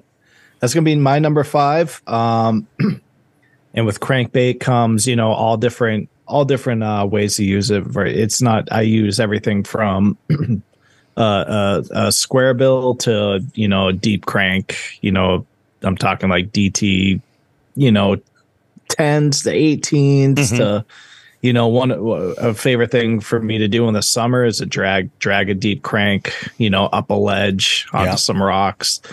I love the square bills. I love knocking those off timber. Doing that. I mean, it's just a good presentation. I mean, they've been around for a bajillion years. Mm-hmm. Tons of different, color wise, I tend to stay. We've talked about. I tend to stay natural. I try to match the hatch types, type stuff. But yeah, when it comes to crankbaits, I in my boxes, I have my boxes set up as square bills, medium cranks, and deep cranks. So that's kind of, my deep cranks I typically are dragging across the bottom. My medium cranks I'm trying to get in the different water columns, and my square bills are my workhorses. Yep. So I love that's number 5 for me. That was relatively painless, I think. But we got three very different baits in our number 5 spot. That's interesting. Now, what about you, Alex? Yeah, this is I didn't write anything down. I'm just gonna go off the top of my head because I don't write things down. That's the best. That's the best. No, so for real, Perfect. number 5 is probably going to be harness swim bait. So like coal shad, mag drafts. Yep. Specifically 6-inch size. Ever since I figured that bait out and really figured out just the power of what it is. Yeah, dude. I mean, it's a freaking bite getter. And not only is it a bite getter, but you can get that bigger than average fish to bite as well. That's what I was hoping today. I was proven wrong. yeah. But like that tool, man. So like my experience with the mag draft was I got a mag draft before mag drafts were cool. Like I bought like some OG ones, imported them from Japan, the 8-inch ones, took them to a local lake and caught 2 6-pounders on back-to-back casts. And it was from that day that I realized that like, oh, this is something different. And I fished a mag draft a whole bunch. And then Berkeley came out with the coal shad. And what's really cool about the coal shad is what it can do that the mag draft can't do is it can be fished in current because it doesn't want to roll. Like I can fish it at variable speeds and it works at variable speeds. And so that opened that bait up for me to be a creek and a river fishing bait. And when that happened, I was like, oh my God, this thing, like bass from this big to this big come unglued on that thing. And so that's going to be my number 5. I mean, it has been a bait that I've thrown for a lot of years. I've had a ton of experience with. I really, really like it. And it's just a bait that I've got a ton of confidence in. Number 4 is going to be some sort of stick bait, just a Cinco, General, Yum Dinger. I mean, whatever the one is that people love to throw, that's theirs. Mine's Berkeley General, obviously Max General. I have caught a ton of fish. I've caught big fish. I've won tournaments with it. I've caught them in the spring, summer, fall, winter. I mean, that thing, it can be Texas rigged. It can be wacky rigged. It can be Carolina rigged. You can put it behind a jig. You can, whatever you want to do with it. It does the job, and it does the job really, really good. And literally a wacky rig is something that I always have tied on in my boat, even in the dead of winter. I've had fish smoke a crankbait on a bluff wall before and watched them swim back down and tossed a wacky rig over there and dunk and caught that fish. There's just that bait works a ton for me all the time. Yeah. And so that's probably going to be number 4. Number 3 is going to be a bladed jig. All right, dude. I freaking slobber knocker saved my season this year. I mean, like it is just, I won a tournament on it this year, got a second with it. It's been a bait that I've always had tied on. And for years, a bladed jig was something that I didn't understand the full power of. But again, when I figured it out, now I have a dedicated rod and reel and I have it tied on all year long and I use it all year long. And it is just, it's a killer bait, man. I mean, I've caught so many big fish. Again, tournament winner, both in the boat and in the kayak. Great in current. I fish a lot of current down here in Tennessee. And dude, it's just, you can't beat it. You know what I mean? Grass, rock, riprap, mud, cold water, warm water. It doesn't matter. There's a place for a bladed jig. Number 2 is going to be some sort of walking topwater bait. And I'm going to throw a frog in there with that because I fish a frog in open water more than I fish it in matted vegetation. I actually said this the other day, like matted vegetation fishing for us here in Tennessee is about that big. It's literally like end of September, October, beginning of November, and then it's kind of done. That's like our prime time. No kidding. Whereas I can fish a frog or like a spook or a jaywalker or whatever, any kind of topwater walking bait, literally when the water hits 55 until it hits 55 again. So spring when it hits 55 till fall when it hits 55 going back down, I feel confident I can catch a fish in open water on some sort of walking bait, from a little bitty frog like this all the way up to a full size 3-hook topwater, loud as can be bait. Again, just another bait I've caught a ton of fish on. Been a tournament winner. It's also been one of those baits. It's like, I feel like for me, so many people sleep on the walking bait in the spring. So they'll see like 54, 55, 56, and they're like, I need to throw a spinner bait and a jerk bait and a crank bait. And dude, I've picked up like a big full size walking bait and gone down a bank before, and you're not going to get many bites. But when one decides to come unplugged on it, it's usually a good one. It's a good one, yeah. And so that's just a bait for me. I got a ton of confidence in it. It's something my dad used to love to throw. I mean, he kept one tied on. Dude, I've caught literally, me and him both have got on a topwater walking bite in February before with spotted bass. Spotted bass will push bait fish in the dead of the winter when the water's in the 40s. And they'll come up on top, and you can catch them on a spinner bait, underspin, and then when they really start pushing them up top, you literally have to have something on top of the water, and they'll eat it. And so it's just a cool bait. Cool bait, fun. Everybody likes a topwater blow up. Yeah. They can do better than that. The number one is crankbait. Crankbait in all shapes, forms, sizes. I mean, you guys got to understand this, where I live is crankbait central. Like we have deep highland reservoirs, we have river, Tennessee River system lakes, and from a square bill down to a 25-foot diver, if you can chuck it and you can wind it and you can crank it, we're going to throw it and we're going to catch a ton of fish on it. Yep. Last year, Sean, you'll be proud of this. I kept a little tally of how many fish that I caught on a medium diving crankbait, specifically the money badger. In between the first week in October and the last week of February, I caught over 275 fish on a money badger. So, I mean, dude, just incredible. It's not bad. Fish catching ability. Yeah. You know what I mean? That's something that I caught my first fish ever by myself when I was like 7 years old on a Bandit 200. And I will probably die out there on the lake with a crankbait in my hand one of these days. And I mean, dude, that's the bait. Like, we're obsessed with them down here, and that's the culture, and that's what we love. So that's my baits. I love it, man. That's a great list. I did not know that about the cull shad. That it's that I'm gonna have to get my hands on one. Dude, as soon as they come back in stock, we had the whole plastic density debacle where the Chinese factory screwed that up for us. So we've got that fixed. They should be available like mid-October. But that's the big selling point for me. A lot of people, they want me to be like, it's better than the mag draft. I mean, dude, in certain scenarios it is, in certain scenarios it is. Like anything, The biggest scenario for me is the fact that I can reel it at variable speeds. Yeah. And then with the added benefit of it having the 2 slots for the Nico rig weights, not only can you do variable speeds, but now you can do variable depths as well with a lot more ease, because the plastic density on ours is a little bit harder, but we get the action because it's got the honeycomb tail. Yeah. And so what that means is that's going to sink a lot differently than a lighter dense plastic is going to sink.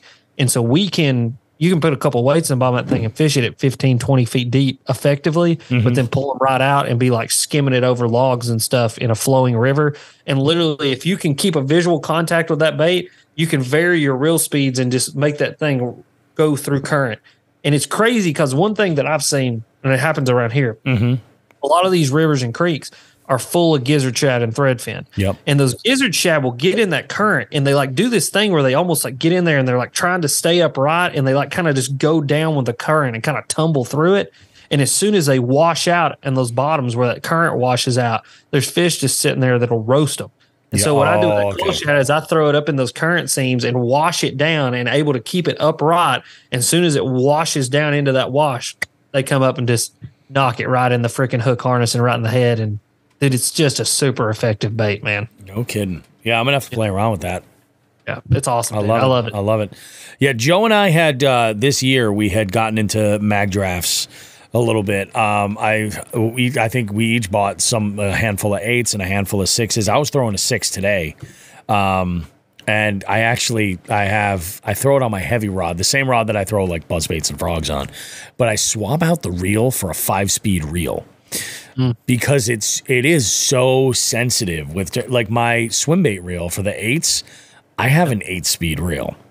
And I do because I like to articulate like my wake baits and stuff, my rats, and kind of like give them hard turns and make them louder, essentially, here and there. It's swimming in 8. It's so painfully slow, so slow. So I've been today I was throwing the 6, and I was like, well, I'm like, we just had this rain come through. I'm like, this is a moving bait, but it's pretty subtle. We'll see what happens.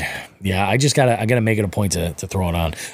Sean knew something was up when he saw me digging around my bag, and I pulled out another bait caster, and I was like, yep, we're making a change.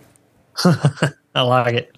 Yeah, dude, it's fun bait, man. I mean, I would implore everybody to pick one up just for the simple fact of it, the versatility of it's just there a little bit more. And like, I don't know, dude. And it's affordable as shit. Like you can afford these, You can people can come after Berkeley all they want to, but there's one thing that Berkeley does well, and that's affordable baits. Yeah, they make fish affordable, folks, they do. And so that's what we try to do. Yeah.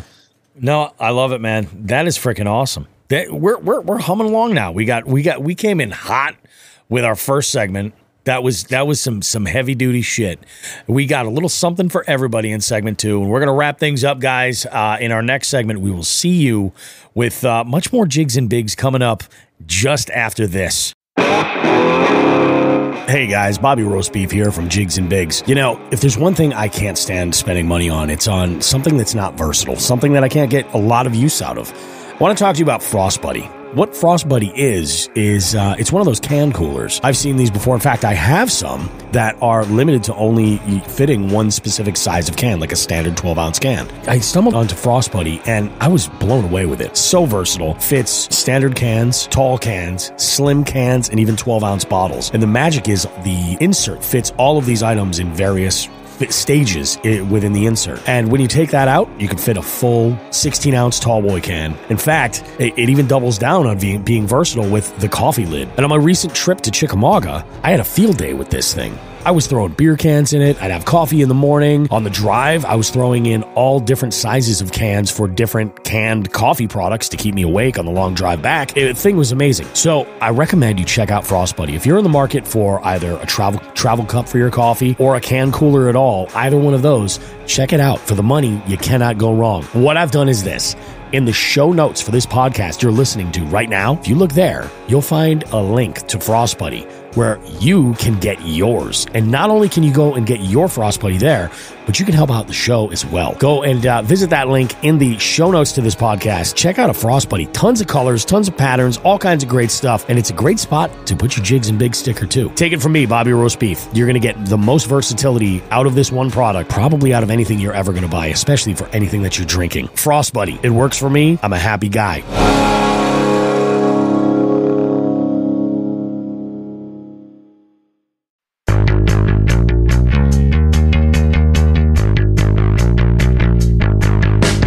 Jigs and Bigs is your favorite fishing podcast, right? Why not show the world how much you love the show while directly supporting us? We have men's and ladies' shirts, hoodies, and a variety of hats. We even have a waterproof outdoor Bluetooth speaker so you can listen to your favorite podcast while out on the water if you like. Check out jigsandbigs.com/shop to visit the store and gear yourself up. If you really can't get enough of this show, consider becoming a jighead and joining our Patreon. It's a subscription that gives you exclusive access to recording sessions that allow you to engage with us as we record the show. We also have some exclusive content there just for our jigheads and even have some special promo codes. Space is limited, so join now at jigsandbigs.com. Finally, if you're local to our area in Western Massachusetts, consider checking out the Western Mass Fishing Report, posted weekly at northeastwildwoman.com. We have amazing contributors providing great content and info for local conditions and what's been going on and working recently. Jigs and Bigs, so much more than just two lightly roasted hippies trapped in the 90s arguing on the internet about fishing.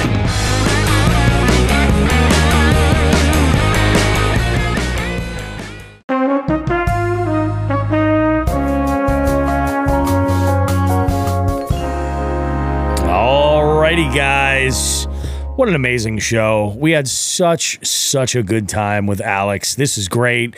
We got to talk about some pretty serious stuff that I think not enough people in our circle are really talking about. I think that that is it's important, but it's it's one of these things that I think that if we all do our part, and kind of demystify this whole catch and release stuff and kind of shed a little bit more of a conservational light on it, I think that that we might be a little bit better understood, or we might do a little more understanding ourselves and hopefully benefit the fisheries.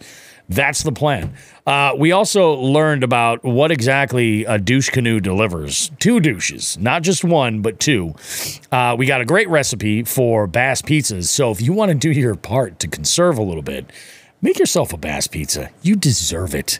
You deserve it. And of course, we nailed down. We started the 5 favorite baits sort of countdown for us. We got a peek into what Alex thinks his favorites are. And then we had a little conversation afterwards without the recording that was pretty interesting as well. This is awesome. Alex, thank you so much for being part of the show. Soul. No, sorry. What? Go ahead. This is absolutely awesome, man. Thank you so much for being part of it. I knew when I heard your show, we had to have you on to come talk about it, and I'm glad that we did. I think it's important for folks to hear, and maybe we can open some minds, Absolutely. Yeah. No, I appreciate it, man. I always appreciate being invited on anything. I love to talk. Yep.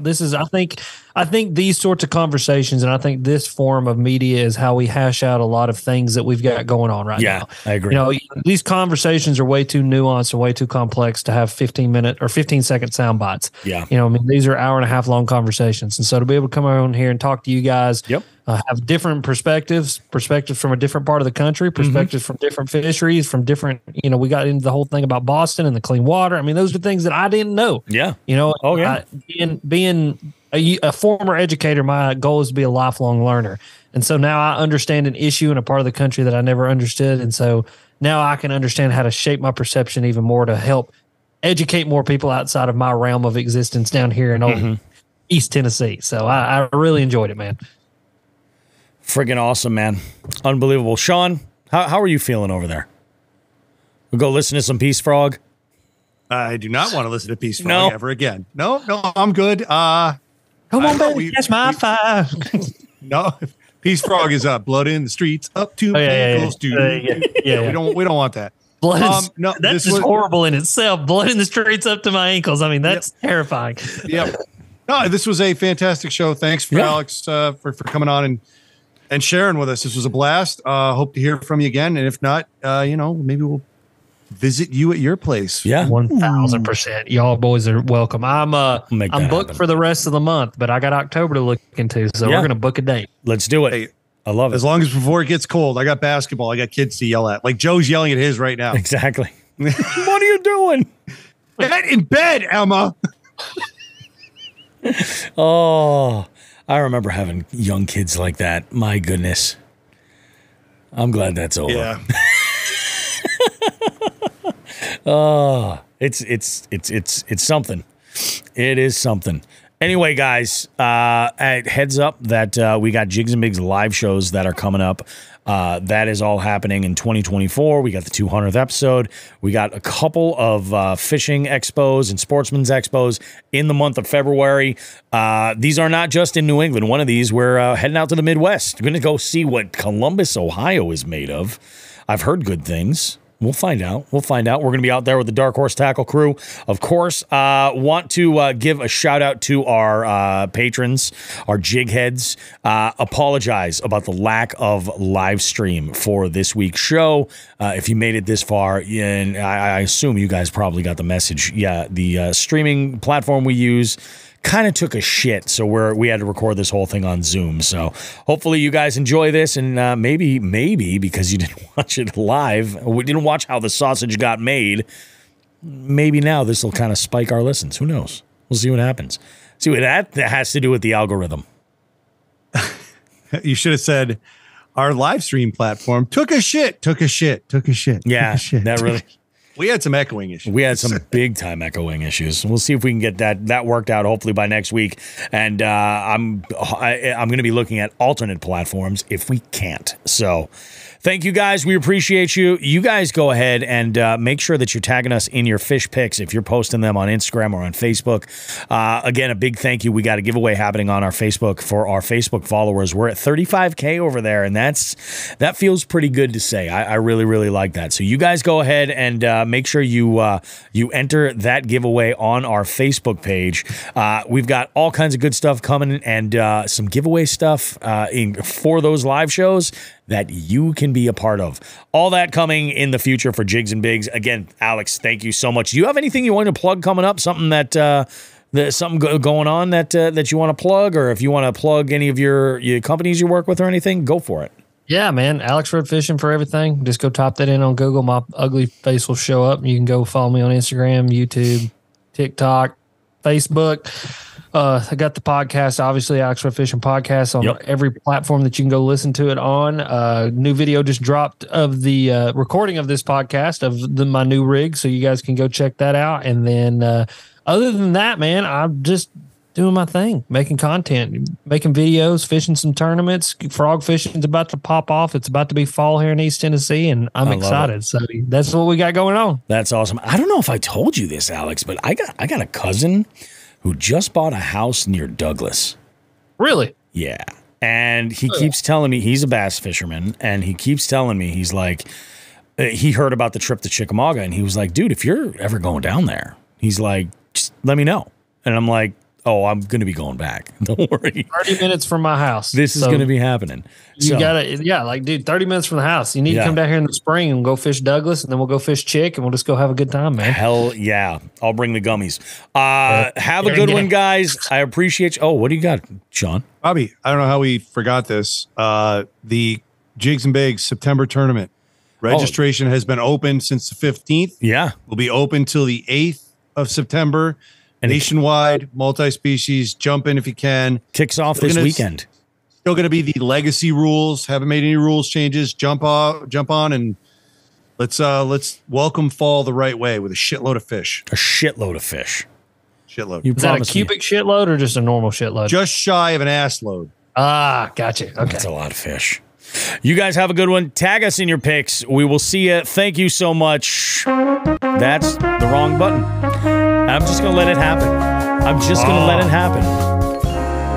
Because tits and ass smoke some grass.